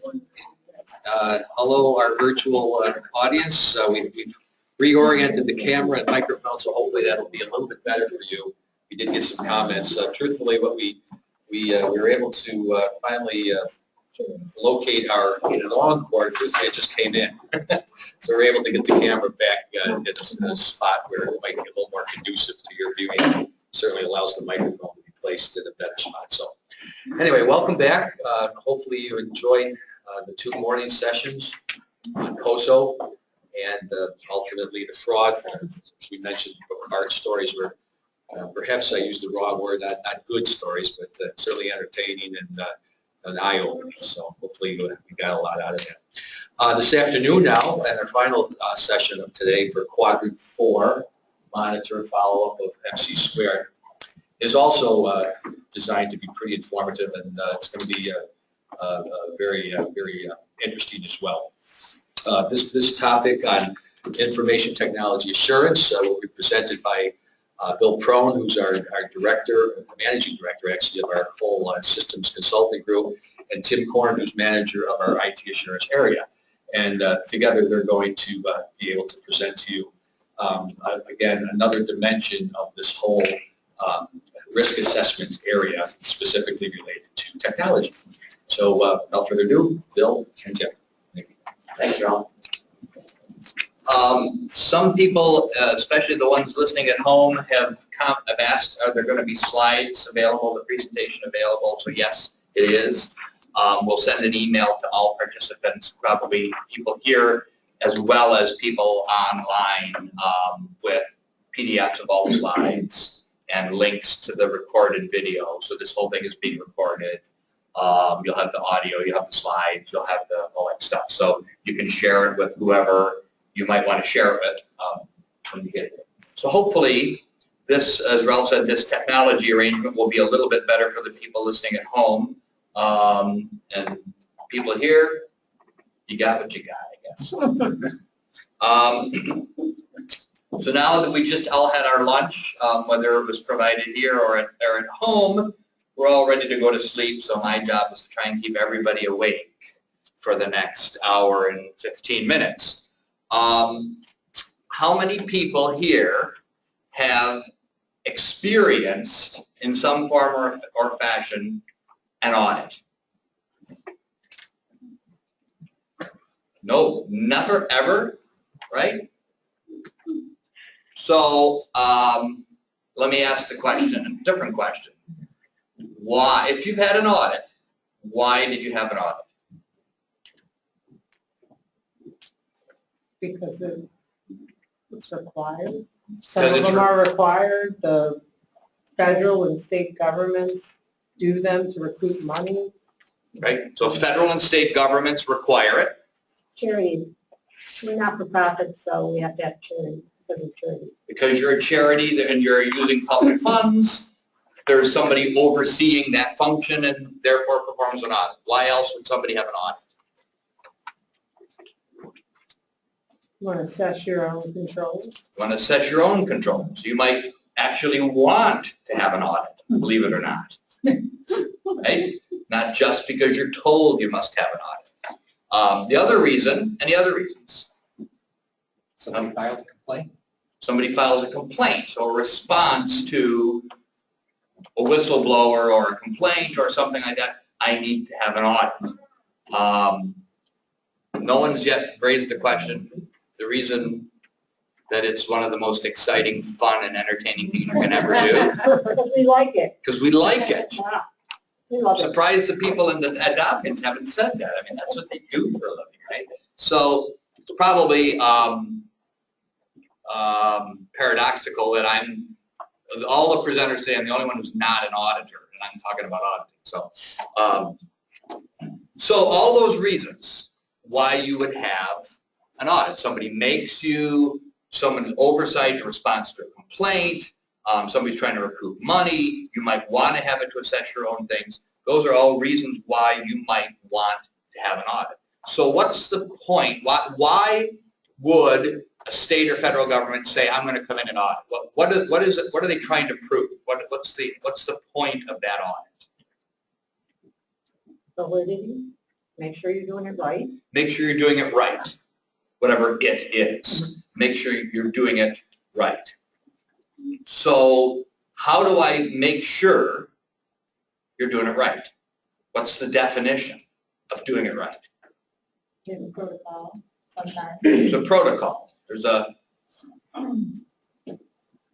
what else? Well, there's regulatory guidelines for Guidelines. whatever they are that they're auditing. So Right. if it's billing guidelines for a certain service, they're following the regulations that govern what's allowable to bill and using a protocol to say if you followed that or not. Right. So in general, there's a set of rules.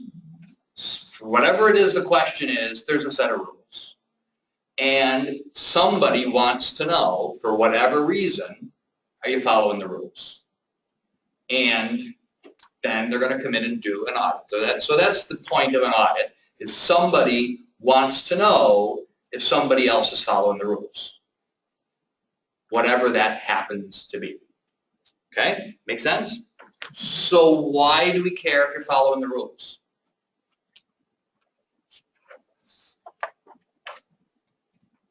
So what if you're not following? What if you don't follow the rules? Who cares? Well, they want their money back. Yeah.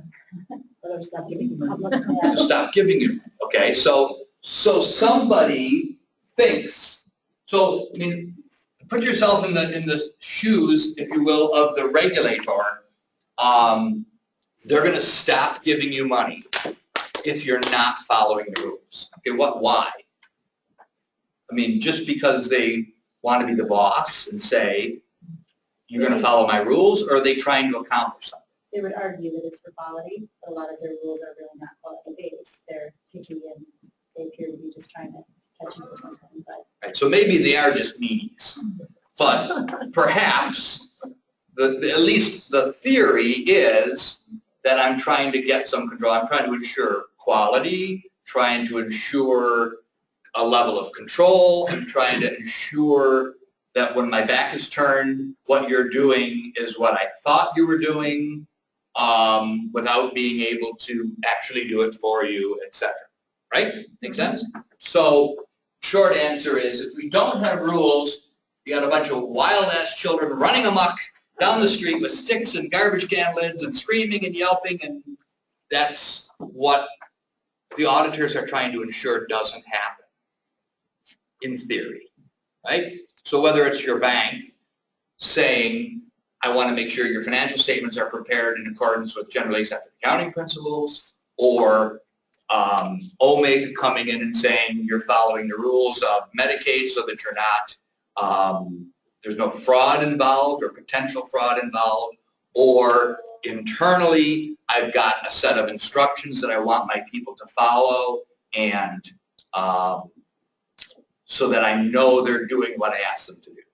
So in the broadest sense, that graphic that's been up there all day on MC squared with those 4 quadrants. The 4th quadrant is called, when we originally did this 2 years ago, that box is called compliance. And we changed the word from compliance to monitoring, following up, and auditing, because it's a broader question. Too many people equate compliance with regulatory compliance, but it's all the same thing. But it's what I just described. There's a set of rules for whatever reason imposed by whoever that we want to know that those rules are being followed. That's what we're talking about. So in one sense, if you're doing this MC squared, if you're engaged in managed care and your managed care involvement equates to, for example, I'm going to prepare budgeting in a different way. I'm going to do my annual agency budget in a whole different approach to get better control over costs. If you're going to do that, it's change, as you might expect. So some sort of change. How do I know that the people involved are doing what I asked them to do, doing it the new way? Well, I monitor them, I follow up, I audit them. Whatever that happens to be, that falls in place. So I think we could call, what I want to talk about is auditing with a little a, which is just plain monitoring somebody, following up, checking to see that they're doing it, as well as auditing with a capital A, which is a formal process document with an opinion perhaps submitted to a funding source or a bank or a governmental agency that says this is what happens. All of that is encompassed in this process. So in other words, what I'm trying to do is the whoever, funding source, agency, governmental agency, etc., is asking someone, the auditor, can you assure me that it's happening the way I want it to happen, whatever that happens to be, right? That's assurance. So the generic term for an audit, the process is assurance. I want someone's assurance that it's being done right. And the typical way I get that assurance is a third party, an independent, impartial person, not involved in the process, says there's a set of rules. The set of rules for better or for worse, whether they're based on meanness or actual quality, this is the set of rules. And if those rules are being faithfully followed, I got some assurance it's done right. And I will tell you, I think it's done right. That's assurance. Okay? So,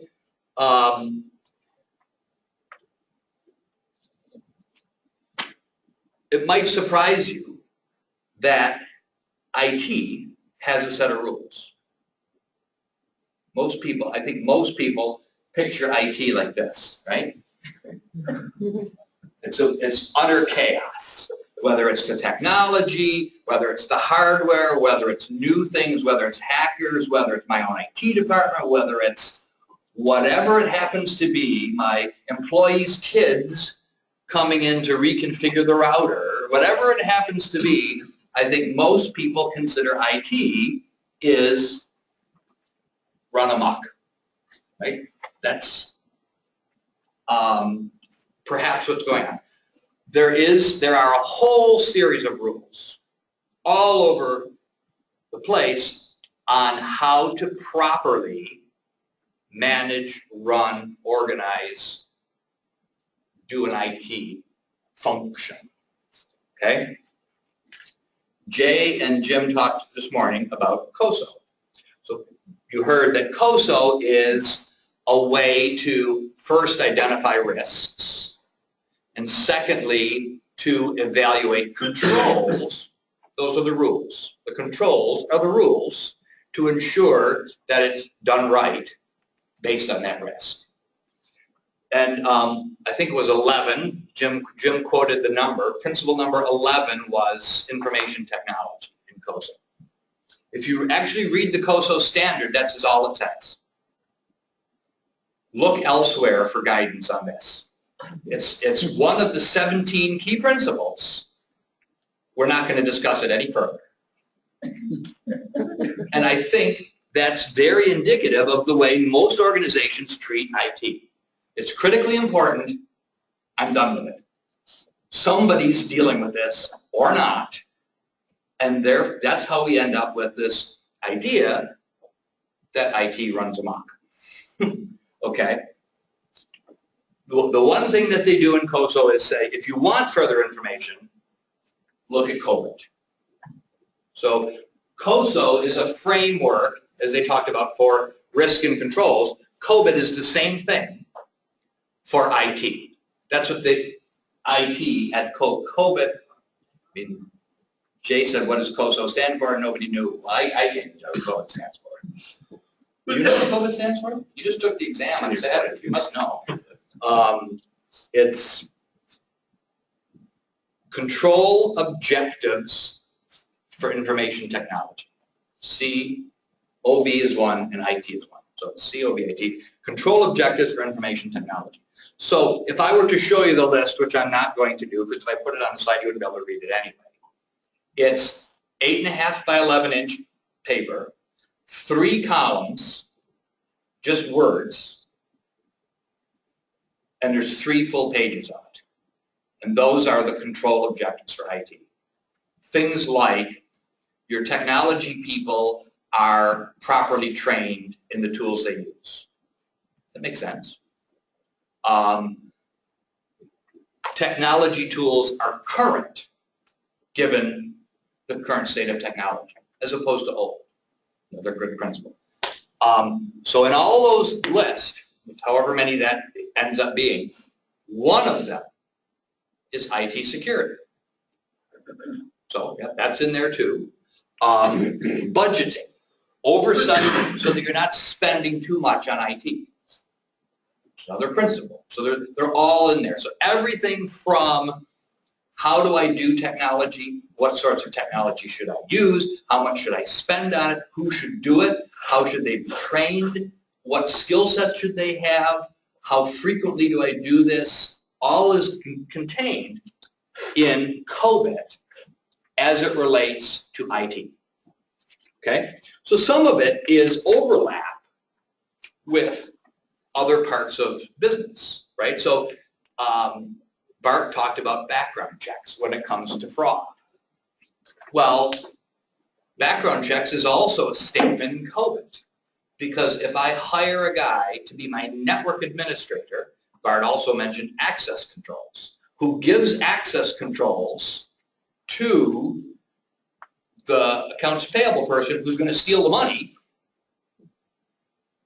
right? Just like the executive director's secretary breached protocol by handing over the bank statement, so too the network administrator holds the keys to the kingdom and can give somebody rights they shouldn't have.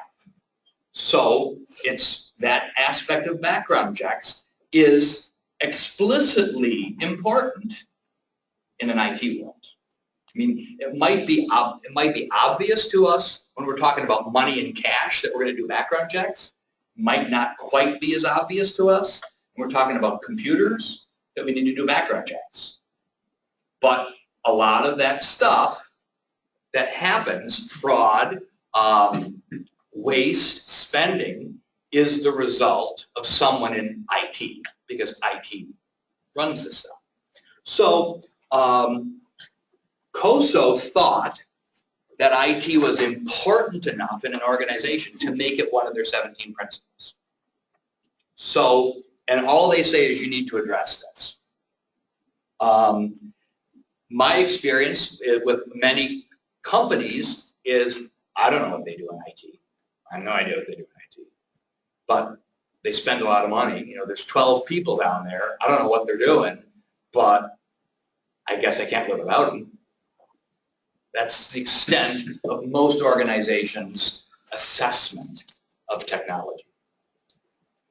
So, as I said, there's a bunch of rules. There is, in addition to those frameworks, there's actual specific rules. Something like security is an example. So you hear about cybersecurity. It's in the news all the time. What should I do about security? So this is an example is ISO is the International Standards Organization. So there's a group, they're in Brussels, Belgium, and they have set out 128 things that you should do with every computer system to ensure that it's secure. Almost every civilized country in the world adheres to ISO, except the United States, because we do everything ourselves. We have a thing called NIST. Comes from the National Institute of Standards and Technology, and that's the American standard for information security. I couldn't tell you how many rules there are, but they're very, very similar. But there's a slightly different focus. So, for example, the NIST standard is overseen primarily by the Department of Homeland Security. So we in the United States consider information security from a national security perspective. How do I prevent the Russians from hacking into the Democratic National Committee's computers, which they did yesterday, right? And stole the Democratic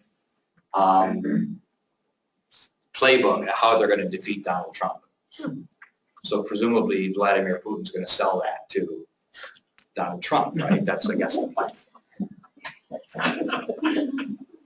But in the United States, our focus is on governmental national security. In the rest of the world, information security is focused on personal privacy. How does my personal data not fall into anyone else's hands? As you know, in this country, we are entitled constitutionally to life, liberty, and the pursuit of happiness. In Europe, you are constitutionally entitled to personal privacy. All else is trumped by your personal privacy. That's why they have chip cards on their credit cards and we don't. Right? So there's rules out there that you can follow. So the point of all this stuff is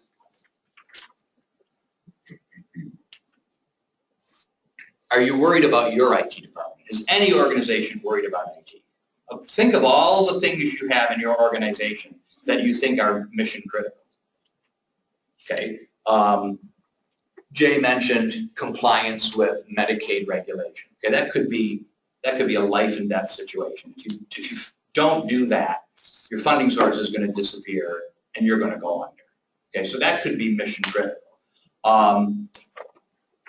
Recruiting and retaining quality people, that could be, depends on your organization.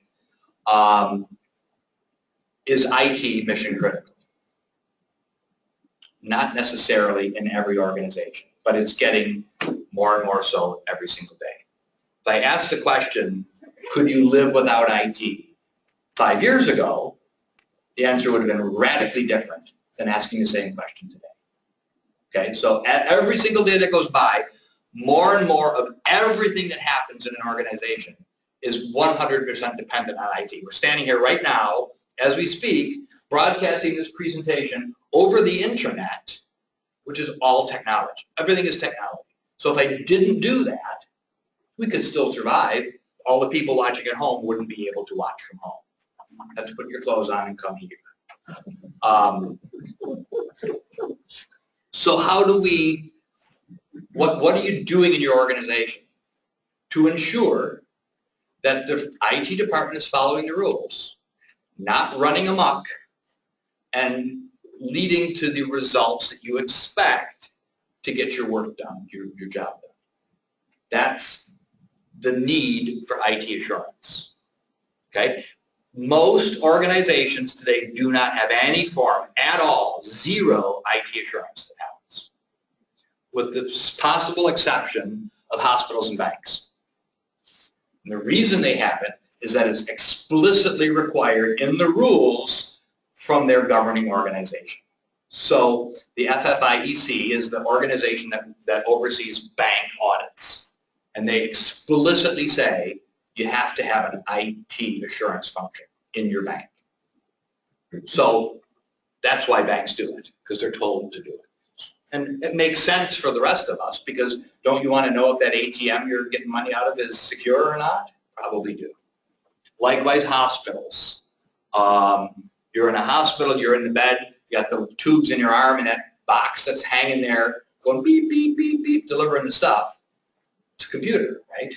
Wireless computer connected back to the nurse's station at the other end of the floor, directing how much whatever is going into your arm.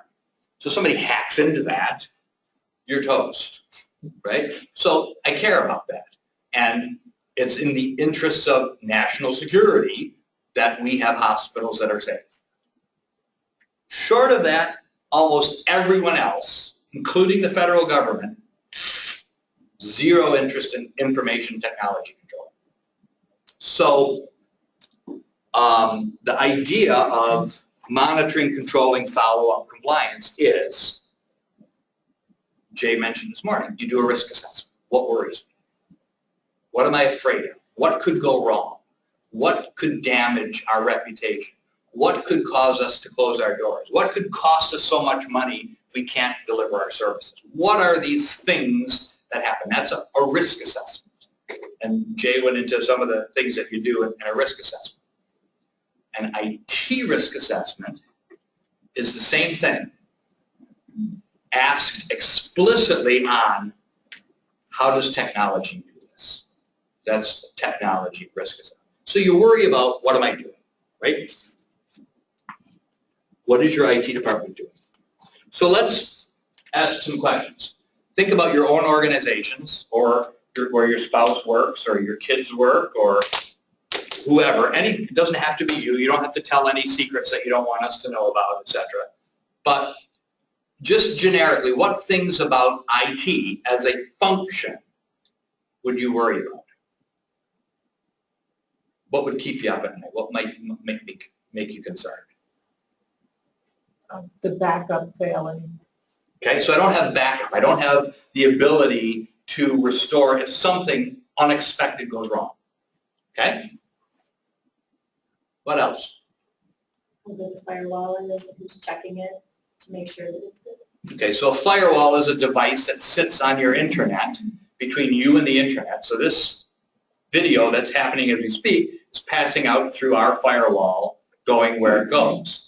So if we didn't allow streaming video through our firewall, people at home wouldn't be seeing this. So there's a rule that's either in place or not in place. So those are both examples of security concerns. What else? A breach of security? A breach of security. So somebody from the outside hacking in, either through that firewall or some other way, or someone inside on purpose or by mistake breaching information. Sending an email with an attachment and a whole bunch of social security numbers, names, Medicaid numbers of people we serve as an attachment and sending it out to somebody that shouldn't have it. Okay, so that's not a hack in, that's a mistake out, but another thing that could be going wrong. What else? Cybersecurity, where people lock down and hold your files for hostage. Okay, so ransomware. Yeah. Right, so a piece of bad thing, software gets into your computer, encrypts all your files, and you got to pay ransom to get it back. Okay? What else?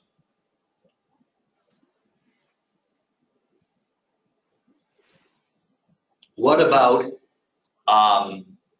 we're faced with an impending minimum wage increase in New York State. It's going to require us to pay our direct care workers more money that we don't have. Where can we get this money? I wonder if IT is wasting money. I'm not accusing IT of anything, but what are we spending money on in IT? Does anybody know? Do we know why we're doing that? We had a client, this is digress briefly to another fraud story because Bart told you, we had a client I'll cut really quickly to the chase. The director of IT purchased on his authority as director of IT, $1.4 million worth of computer hardware and sold it on eBay, 50 cents on the dollar. And the reason they got away with it is because he's the IT director. Of course he buys IT equipment. Who the hell else would buy IT equipment? That's the answer, right? Does anybody know what IT is doing? No. But the reason people don't know what IT is doing is not because they don't care. It's because they're afraid to ask. It's because I don't understand this mystery. I don't know what else to do. What should I do? So instead of saying, here's a case of something that I don't understand but worries the hell out of me, instead of going and delving into it, they go, I don't want to know. Never mind. Don't talk to me about it. Somebody else is taking care of that. They're taking care of that, whatever it happens to be. So this is a classic case of the use of assurance. There is a set of rules. You don't have to know what the rules are. They are out there. And you can get a third party, an independent third party, to come in and say that one of the rules is, are we getting a regular backup? Has the backup been tested? Is it frequent enough to prevent a data loss? Who has access to the data once it's backed up? Who monitors when it's restored? There's a whole long list of rules regarding backup. So you're worried about backup? Somebody comes in and checks the backup. That's an IT assurance. So what we just did in this little conversation was an IT risk assessment. What worries you about IT? Okay? Now, it's not coincidental. I don't think any of the things that anyone said surprised anybody, because those are all things that are in the news. I mean, you've heard about those things. But there's hundreds of more issues that you don't honestly know about because you don't get into the weeds of the technology and know what those rules are. So suffice it to say, you get somebody like us, Dopkins and Company, or whoever, to come in and say, IT worries me. It's one of my most critical assets. It's one of the few things I don't have any clue about, and it worries me that it's not being run right. I'm not accusing your IT department of anything. I'm just saying, you got something that's critically important, and at the same time you admit I have zero clue about it. Does it make sense to you that my response to that is, I shall ignore it? Okay? Response is, I will look into it. I don't know how I'm going to look into it, but I will look into it. I will learn more about it. I will have somebody who I trust assure me that I don't need to worry about it. That's assurance. Okay? So for the same reasons that you have an audit done for financial reasons or governmental oversight reasons or response to a complaint or because you're a charity using public money, all of those things are the same thing. Somebody thinks it's important. They don't know enough about it, so they're asking somebody to come in and assure them that it's being done right. And I would argue that in every organization, IT falls into that category. So how would I go about doing an IT assurance project? Over to you, Timmy. Tim Korn is going to go through the steps that you would typically do if, in fact, you're worried about this. Thank you, Bill. So we've heard about risk assessment all day long. Just from a show of hands, I just want to preface it going into this way. How many of you all have young children at home? At one point, either now or have had? Yep, okay, almost all of you. I have a 2-year-old, right? So my job as a parent right now is making sure that these kids don't self-destruct, right? I'm protecting them. I'm thinking about the ways that they could harm themselves. I'm thinking about whether or not there's knives on the counter, whether they're getting in the cabinets, drinking the harmful liquids, whether they can fall down the stairs. These are all the risks, right? that my child, your children face. And we're thinking about these things because these are important. So this is a different type of risk assessment that we do personally. Today we're going to challenge you to do one for your IT needs. You heard from Jay and Jim this morning about the business side of it, of doing of doing a business risk assessment. A very broad, usually business risk assessments are broad in nature, right? They're with the issues that you're grappling with day in and day out. You may be familiar with them. There are strategic risks. The risks internal, external, about customers, about growth. IT risks sometimes have a little bit more teeth in them, right? They may be unfamiliar with you. They may be new risks that are looming and on the horizon. So an IT risk assessment can be a little bit more detailed in nature. So let's just take one, for example, and kind of walk through the different steps, starting with a threat. Again, the threat of potential harm or loss. Let's take a common one, a computer virus. We've all heard of computer viruses, right? We may have had them personally on our own PCs. We may have had them at work. We know about companies. We hear them on the news. Generally, they wreak havoc. So what are the vulnerabilities of a computer virus? How do these things actually take life? How do they cause harm? Well, vulnerability is a weakness in your system. The cracks in your armor, if you will. So how does a computer virus take root? Any ideas? Clicking on a link, very good.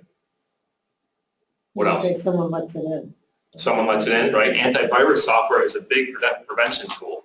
If you don't have that updated, right? Maybe there's a patch that came out 3 years ago and you forgot to do it, just didn't have enough time. That's a nice backdoor for a computer hacker to introduce a virus into your system. What about your people? It's slowing down my computer. I'm just going to turn it off. So your control, your setup is just not strong enough. So the people are just shutting down the antivirus software. There they go, introduces them in. What about the impact? This is the worst case scenario. So when a computer virus hits, when does it reach critical mass? What's the impact of one? It may be just a nuisance to you. It may do nothing. It could cripple your own computer. It can cripple your whole network's computer. People could be losing time on the job, not doing their work day in, day out because of some darn little computer virus. So these are the impacts that we have to look at. And this whole process, we just did a risk assessment over one key thing. So different types of examples. You know, once you have all these risks identified, which is basically the first part of the process, it determines what you're worried about, what your priorities are, whether you care about something, whether you care about the threats. The second step is actually doing something about it. That's what these audits are for. And you've probably seen many of these, and Bill alluded to some of these. HIPAA, right? The federal government is very concerned about how you're going to protect personal health information, right? Now, the stormtroopers aren't coming, the HIPAA police aren't coming yet, knocking on your doors, auditing. That may happen someday. But they want to make sure that you're not running amok, right? Actually, one of the key components in HIPAA is to perform a risk assessment. That's one of the key controls in there. It must be documented over all electronic controls. One of the rules. PCI, anyone who uses credit cards in your organization, processes credit cards? Even one credit card, depending on the levels, there's different levels. All the merchants have banded together, American Express, Visa, Discover, MasterCard. They want assurance that you, the merchants, are handling the cardholder's data correctly, and that it's safe. We've all heard on the news, the big organizations, right, the Targets of the world, are even susceptible to this. But even so, I would say some of the smaller organizations are targets for thieves because either the lack of controls or the unsophistication of the controls may be in place. Left-hand corner of the cloud, we've heard of these cloud people before, right? The third party, There's an audit over third parties. Everyone ever hear of a SOC report? SOC, Service Organization Controls. Have you guys ever, I mean, we may or may not have third-party organizations. Anyone use ADP here for their payroll? No? If you did, Anybody use Fair app? Cloud service. cloud service, have you asked for a SOC report before? Have you took a look to see what's in this report? It's an audit report from usually one of the big four, one of the big companies that says, here are all the controls. We've tested them. They're good, they're bad, we've got some work to do. It's a type of assurance. I would argue you should maybe take a look at those. And on the lower right, mobile devices, right? We all carry these. Nowadays, these are probably have more processing power than the computers we had 5 years ago. Data is in and out of these things. And we have to have some type of control for our mobile devices, whether on laptops, PDAs, computers, things like that that are moving around the organization. It's all about data at rest and data in motion. Excuse me. So, you may ask yourself, isn't this just a function that IT can perform? Right? Can't we just do this ourselves?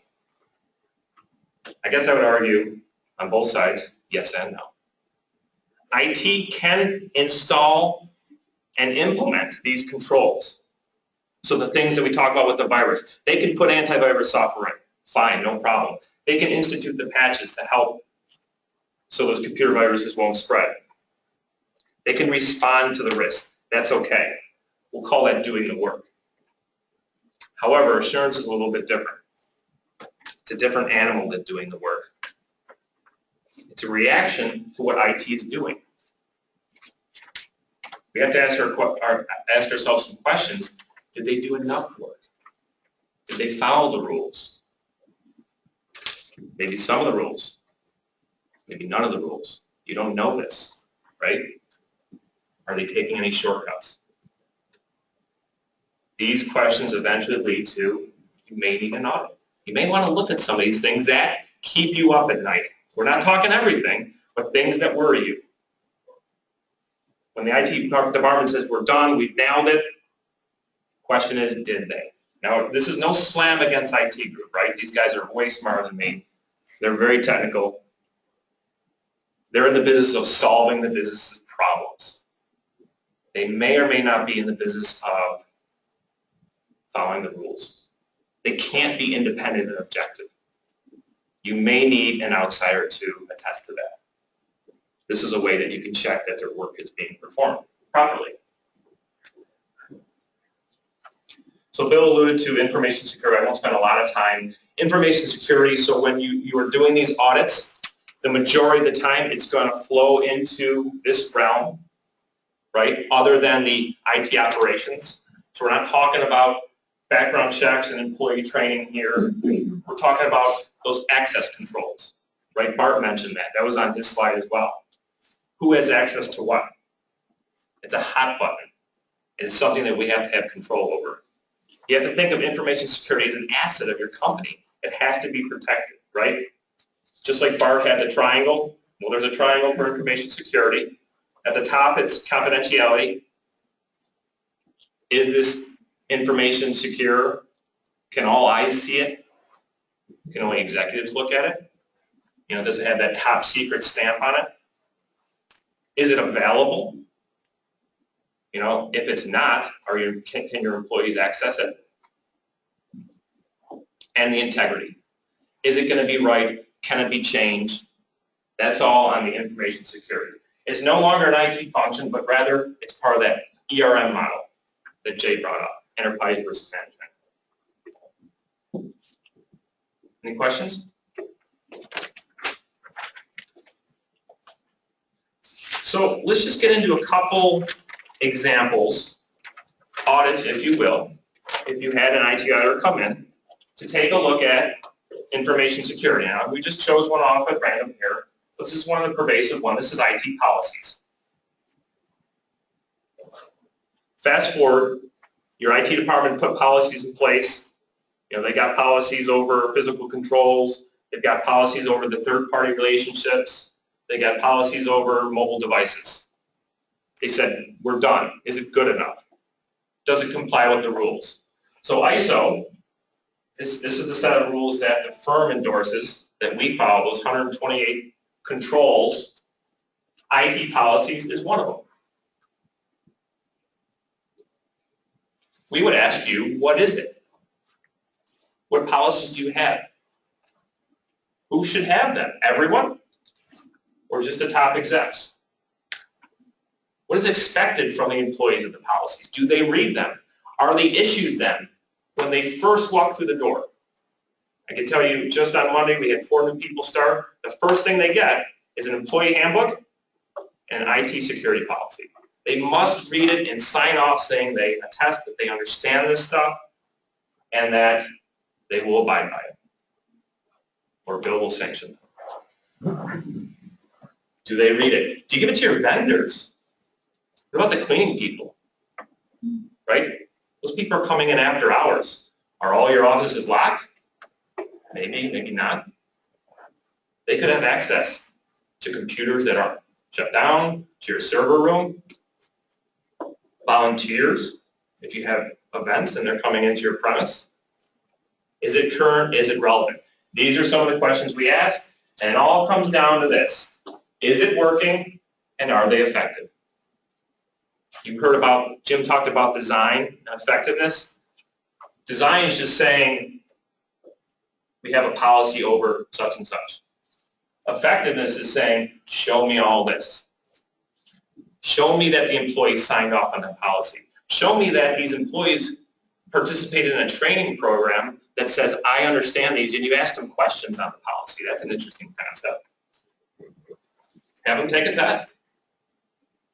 But policies really control the how employees govern themselves on a day-to-day basis, so they are important.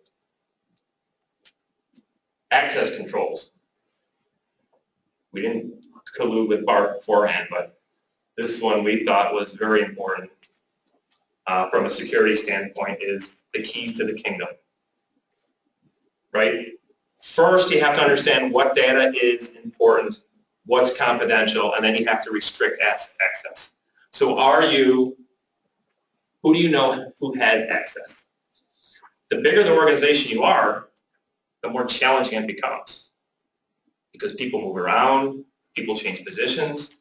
You know, they may have access as a controller, but then as a CFO, they have a different type of access, or vice versa. What happens when someone leaves? I mean, this is even challenging for us, is to make sure that when someone leaves the firm, we have to terminate their access immediately as soon as they walk through the door. Why? Because they could be in the parking lot accessing confidential client information. That's why we take this very seriously. Frankly, if we know we're terminating someone, it should be done at that point, before they leave. And who are the super users, right? What are the controls over the people that have the admin administration, people that control everything? Are there people looking out after them? Better not tell me that they have a shared account that they can log into and do whatever they want and then log out. They should have their own account. So these are some of the controls that we would look at from access controls. Secure passwords. Look at your firewalls. Encryption. Revoking access. Things like that. On the opposite side, you see in the upper right-hand corner, we're going to turn to COVID. Again, COVID is the IT operations standpoint.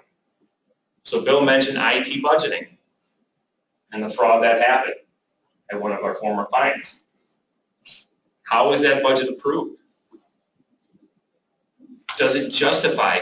IT should always be justified by business means, not the other way around. We don't buy IT equipment and then figure out what the business is going to be.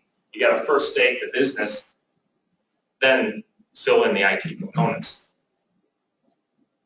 You know, in a managed care environment with revenue being squeezed and your focus on getting your expenses in order, this I hope would be a key concern for you. Where will the funds come from? Who are the people that are going to be involved in these projects that bring IT equipment in or systems in place? Do you need to outsource it? So you can see that this is no longer a security question. This is truly operations. This is how business is going to be run. Again, it comes down to, is it working and are they effective? And we would go through this. If this is a risk that popped out of your risk assessment, maybe it's not. Maybe you have a small department of one, and that person meets with the CFO and the owner or the board, and this is an easy process. You don't need IT budgeting. But chances are, for your organizations, it may be. So we covered a lot. Just want to show you a little bit about how we pulled this all together. Before you do that, I'm sitting here listening to you talk about this and thinking about something I wanted to bring up. I'm thinking to myself, you're trying to sell me an IT audit. I don't want an IT audit, right? I don't need an IT audit. If I needed an IT audit, OPWDD would tell me I need an IT audit. I think that's a true fact.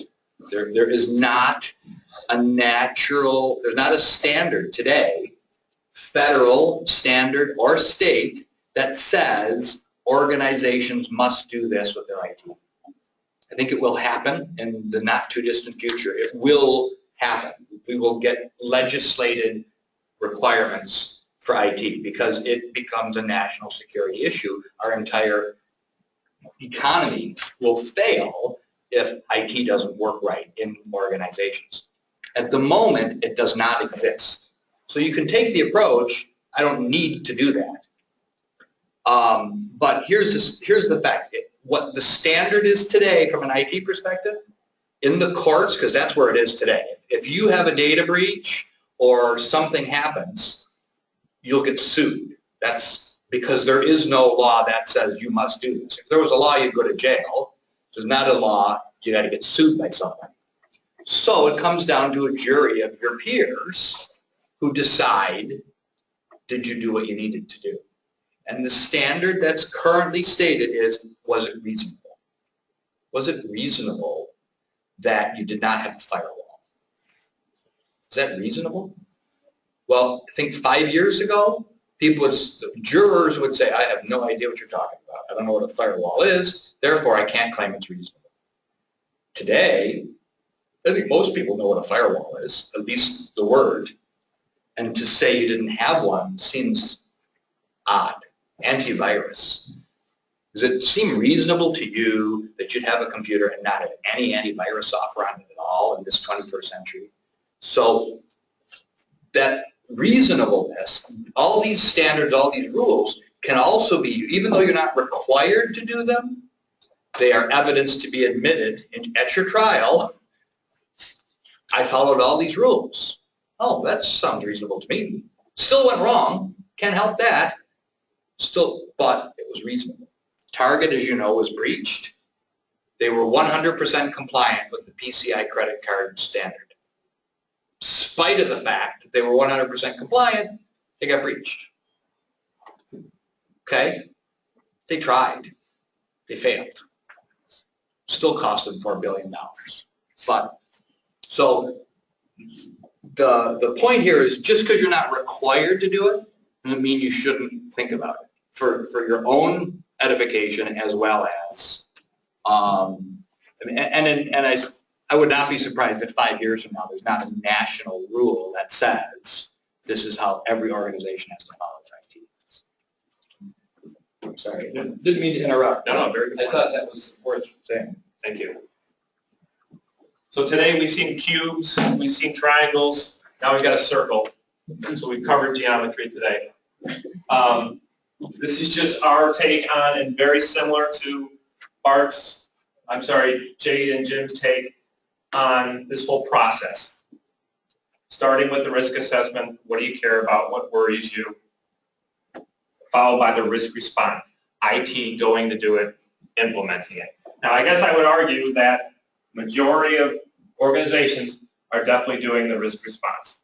The IT are doing the work. If you're good, you may be doing the red and the green at the same time. So you're thinking about these things, you're considering them, you're responding to them, and you're implementing them. We'll see that number go down when we introduce the third piece, and that's the assurance. It's checking the work. And that's what I think we're getting to, as Bill was saying. Eventually, as IT is more pervasive, more important for us to understand and to make sure that all the rules are being followed. And the fourth quadrant is monitoring, the consistent effort, the doing this consistently over time, watching over the entire process.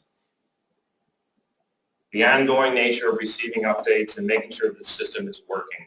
This is evaluating our progress. And then we start the cycle again. So as you can see, this is a full circle here. And this whole process is not going to take months. This could take years to implement, right? But I think the goal is to start somewhere. If you're just doing this green, let's introduce the red. And then slowly let's take a look at this. You don't have to look at every possible threat. Just take care of the ones that really, truly matter. Now, if you say to me, Tim, I understand everything you said, but we've done nothing. The question is, where do I start? Cue the 30-second commercial. I have two pieces of advice. Begin with security. As we said, security is probably the majority of the issues that you face, the issues that keep you up, the issues that you worry about. It's not about budgeting, it's not about training. It's about the phishing emails. It's about the ransomware. It's about the computer viruses, it's about the hackers. These are the threats you read in the paper every day. And the second piece of advice is that we've created a process that takes you through a modified version of this in about 4 weeks' time. We go through the controls, we go through the ISO controls, we find out which are the ones you care about. It's an educational process which enlightens you, senior levels of management, all walks of life, into what matters for you as an organization. We report back under this focus chart and we give you actionable items to help you move forward and to strengthen yourself.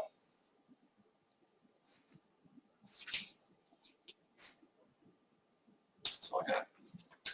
Anything else? Bill? Yeah, another thing I wanted to mention is we saw all these different standards that are out there. So you've got HIPAA, you've got PCI, you've got ISO, you've got whatever those things happen to be. How do you deal with all of those things? How do I say I'm HIPAA compliant? So most of you perhaps have already gone through what you believe is the HIPAA project. So you are, quote, HIPAA compliant, following the HIPAA rules. I can tell you, as Tim alluded to, if you haven't done an IT risk assessment, you are not HIPAA compliant. It is the first requirement of the HIPAA law. Step one, do an IT risk assessment. There is no ifs, ands, or buts. It's not optional. It is required. If you have not done that, you are not HIPAA compliant.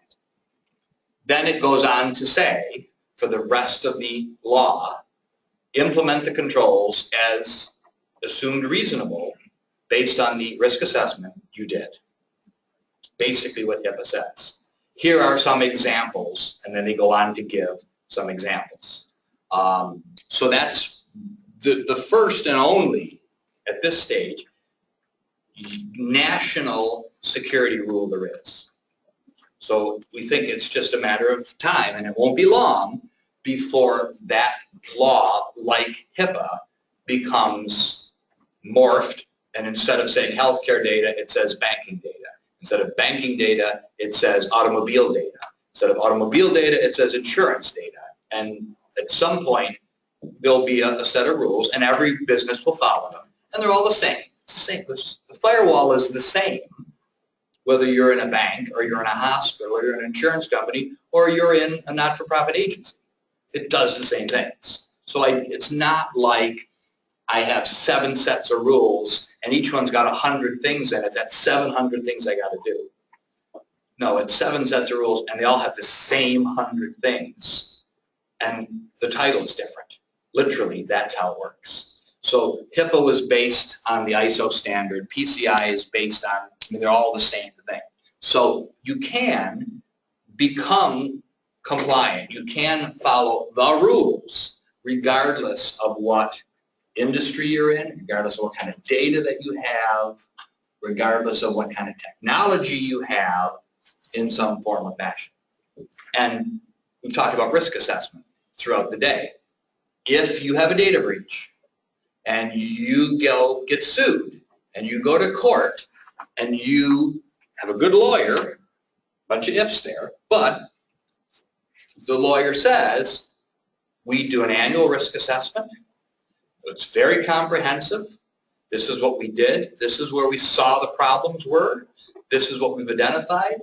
And we solved these X number of top risks.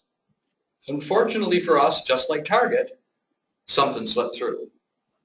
That's much more reasonable than saying, I don't know anything about IT. I don't know what they do. They run amok.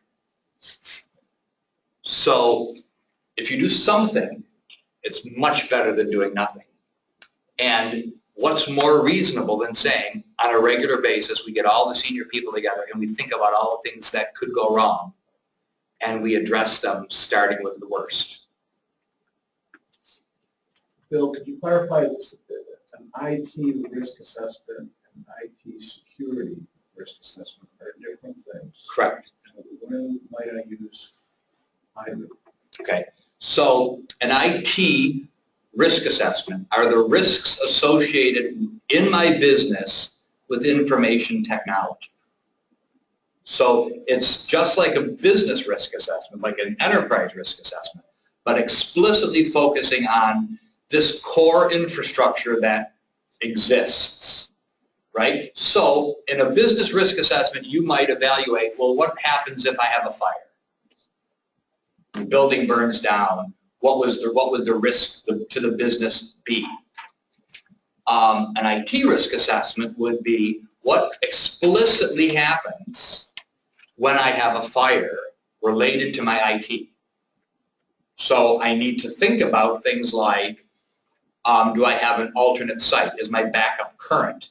Is the backup off-site? How does this business risk relate specifically to my IT infrastructure? Because IT is the one pervasive thing that's out there. And the flip side is, what happens if it's IT that causes the fire? So that's an IT risk assessment. So it's a business risk assessment precisely talking about the subset that's IT.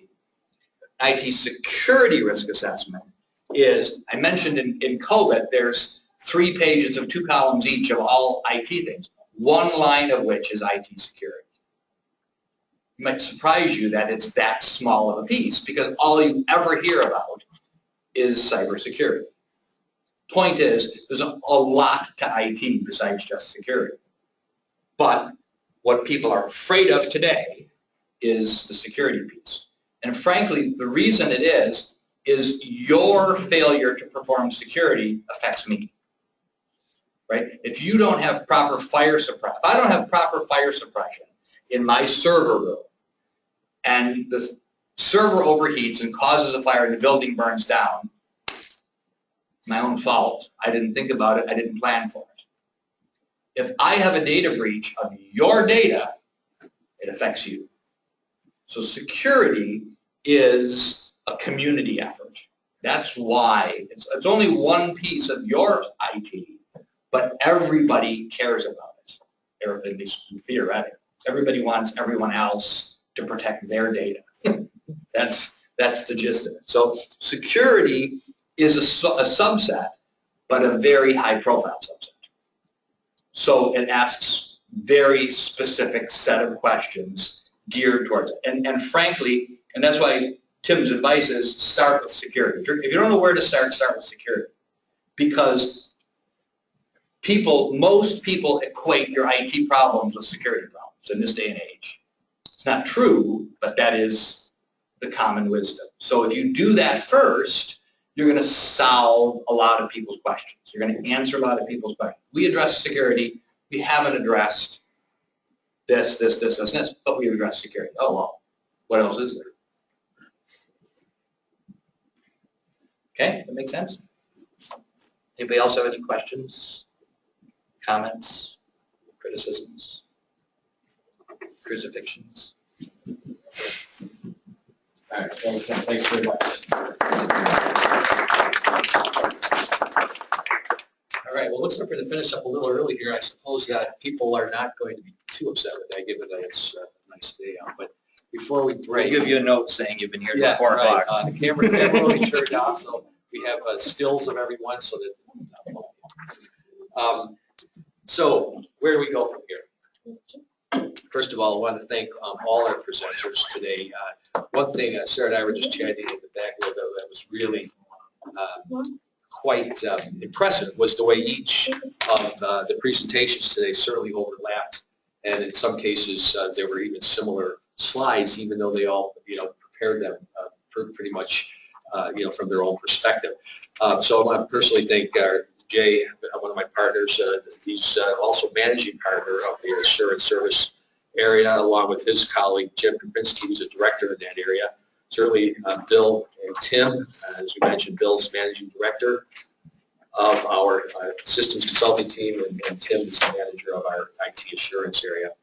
And then also certainly Bart McGloin, who's also a partner of ours, who we mentioned. He saw those letters. I think Bill and Bart probably have the most letters after their names of all the designations. There's probably a competition there. So anyway, thank you guys. It was just very well presented. So where do we go from here? For those of you either in our virtual audience or with us here today that have been on this journey with us with this MC squared here, this really was an opportunity to see the last quadrant here on monitoring. The good news is that if you haven't explored this, that it's a linear model, which means that you've heard quadrant 4 today, and certainly quadrant 1 is something that needs to be revisited all the time. The point is that these are all integrated initiatives that we believe through a lot of the studying and research we've been doing, that these are the critical components of not only surviving but excelling in this new world of managed care and everything else that goes along with it. For example, some of you have schools that are certainly subject to a different set of rules and standards, but the initiatives, I think Jay and Jim pointed this out well, as well as the others, that it's not necessarily just the process of being certified in something, but the process of getting there is sometimes where a lot of the value is. One thing that comes to mind to me is ISO certification of manufacturing, ISO 9000, let's say. A lot of companies had to go through that certification to be able to compete with certain vendors, et cetera. But if you talk to them, a lot of these companies will say that the real value is that the process made them document their processes, and it gave them a handle on quality issues that they wouldn't have had otherwise. So we feel in a similar way that this process that has been sort of thrust upon us because of some of the changes in our field, again, as we said earlier this morning, it is a good thing. So again, where do we go from here? Well, very genuinely and sincerely want to say your Dopkins team here is, and has been for many years, but it's worth saying, we are 100% committed to your missions. And I think I can say that very comfortably. I know I can say that very comfortably. When people ask what makes us a little different, there's a lot of good accounting firms, a lot of good consulting firms out there, but we really, I think, would like to say that we differentiate ourselves in that as stakeholders with you, we believe in your missions and we take it very seriously and helping. So, in this new world that we're in, person-centered planning, the CQL framework that a lot of us are being certified in right now, stakeholder participation is a big thing, collaboration is a big thing. We're committed to this, and we are 110% going to do our part in trying to be thought leaders and bringing this type of information to you and making ourselves available for wherever you are in your journey to get to the point that you need to be in, again, maintaining success into the future. There's a lot of people that depend on your services. You're on the front lines. We're here to help you stay there. We genuinely and sincerely mean that, and hopefully today is a little demonstration of that. So Going back to the railroads, maybe to put a cap on this, and just read a little bit of this. So gradually the railroads, what happened? A wondrous turnabout occurred in the 1960s. Gradually the railroads merged. They dumped unprofitable lines, shed passenger traffic, adopted new technologies, and transformed nearly every aspect of their operations. In a single generation, the industry embraced more change than it had in the previous 50 years or so. Today, it is dominated by 4 giant systems: CSX Corp, Norfolk Southern, and east of the Mississippi River, the Union Pacific, and Burlington Northern Santa Fe. We don't know if that's really our future, but certainly components of this is that to stay alive, successful, and serve the people that are so dependent upon all the good work that you do, changes are necessary, and it all begins with all of us. So we all have some things to do. So I mentioned what our role is and what we're committed to, and I think what we're asking and suggesting is that this is a turning point. So far, over the past few years, probably as long as we've all been together, our message has typically been to all the financial folks, and it will continue to be to the financial folks. But as you can see, this expands way beyond just finance. As we said earlier, it's a collaboration, not only internally with finance, operations, quality, et cetera, HR, but also with your stakeholders. So what we're asking, those of you here today and those of you joining with us from home, is that if anything you heard today resonates with you and it's not necessarily in your sweet spot of what you're responsible for, maybe considering bubbling it up to somebody who should be aware of these things, because the only way this is going to work is that if we're all working on this together and really focused very critically on these missions and ultimately new emerging purposes and visions of why we're even in existence. So we all have something to do, and it's exciting times. Yes, it's somewhat anxious times, but again, as we look out in the future, there's some really cool things ahead, and those of us who are paying attention to these things are going to be on top, and the people that we serve are going to be more than elated with what you bring to the table. So with that, Stacy, I want to thank Stacy, our manager of marketing and support of this whole program. She and her team is always working behind the scenes. None of this could happen without her getting things set up. She does have evaluation forms that we'd love for you to fill out. Again, we'll say that an email will be sent, Bill, is that correct, with the slides? And, yes, I don't know that it will go out today, but we will send an email to everyone, whether you're here or online, with all the slide decks and the links to the video and recorded webinar. Okay. And I guess that's that. So on behalf of my partner, Sarah, who's the partner in crime in this kind of stuff, and our whole MC Squared team, thank you, the virtual audience here for attending, and so nice spending the day with the folks who joined us in person. So thanks, and we'll be in touch down the road.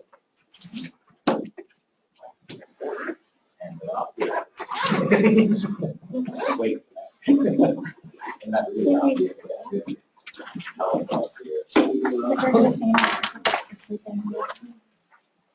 It's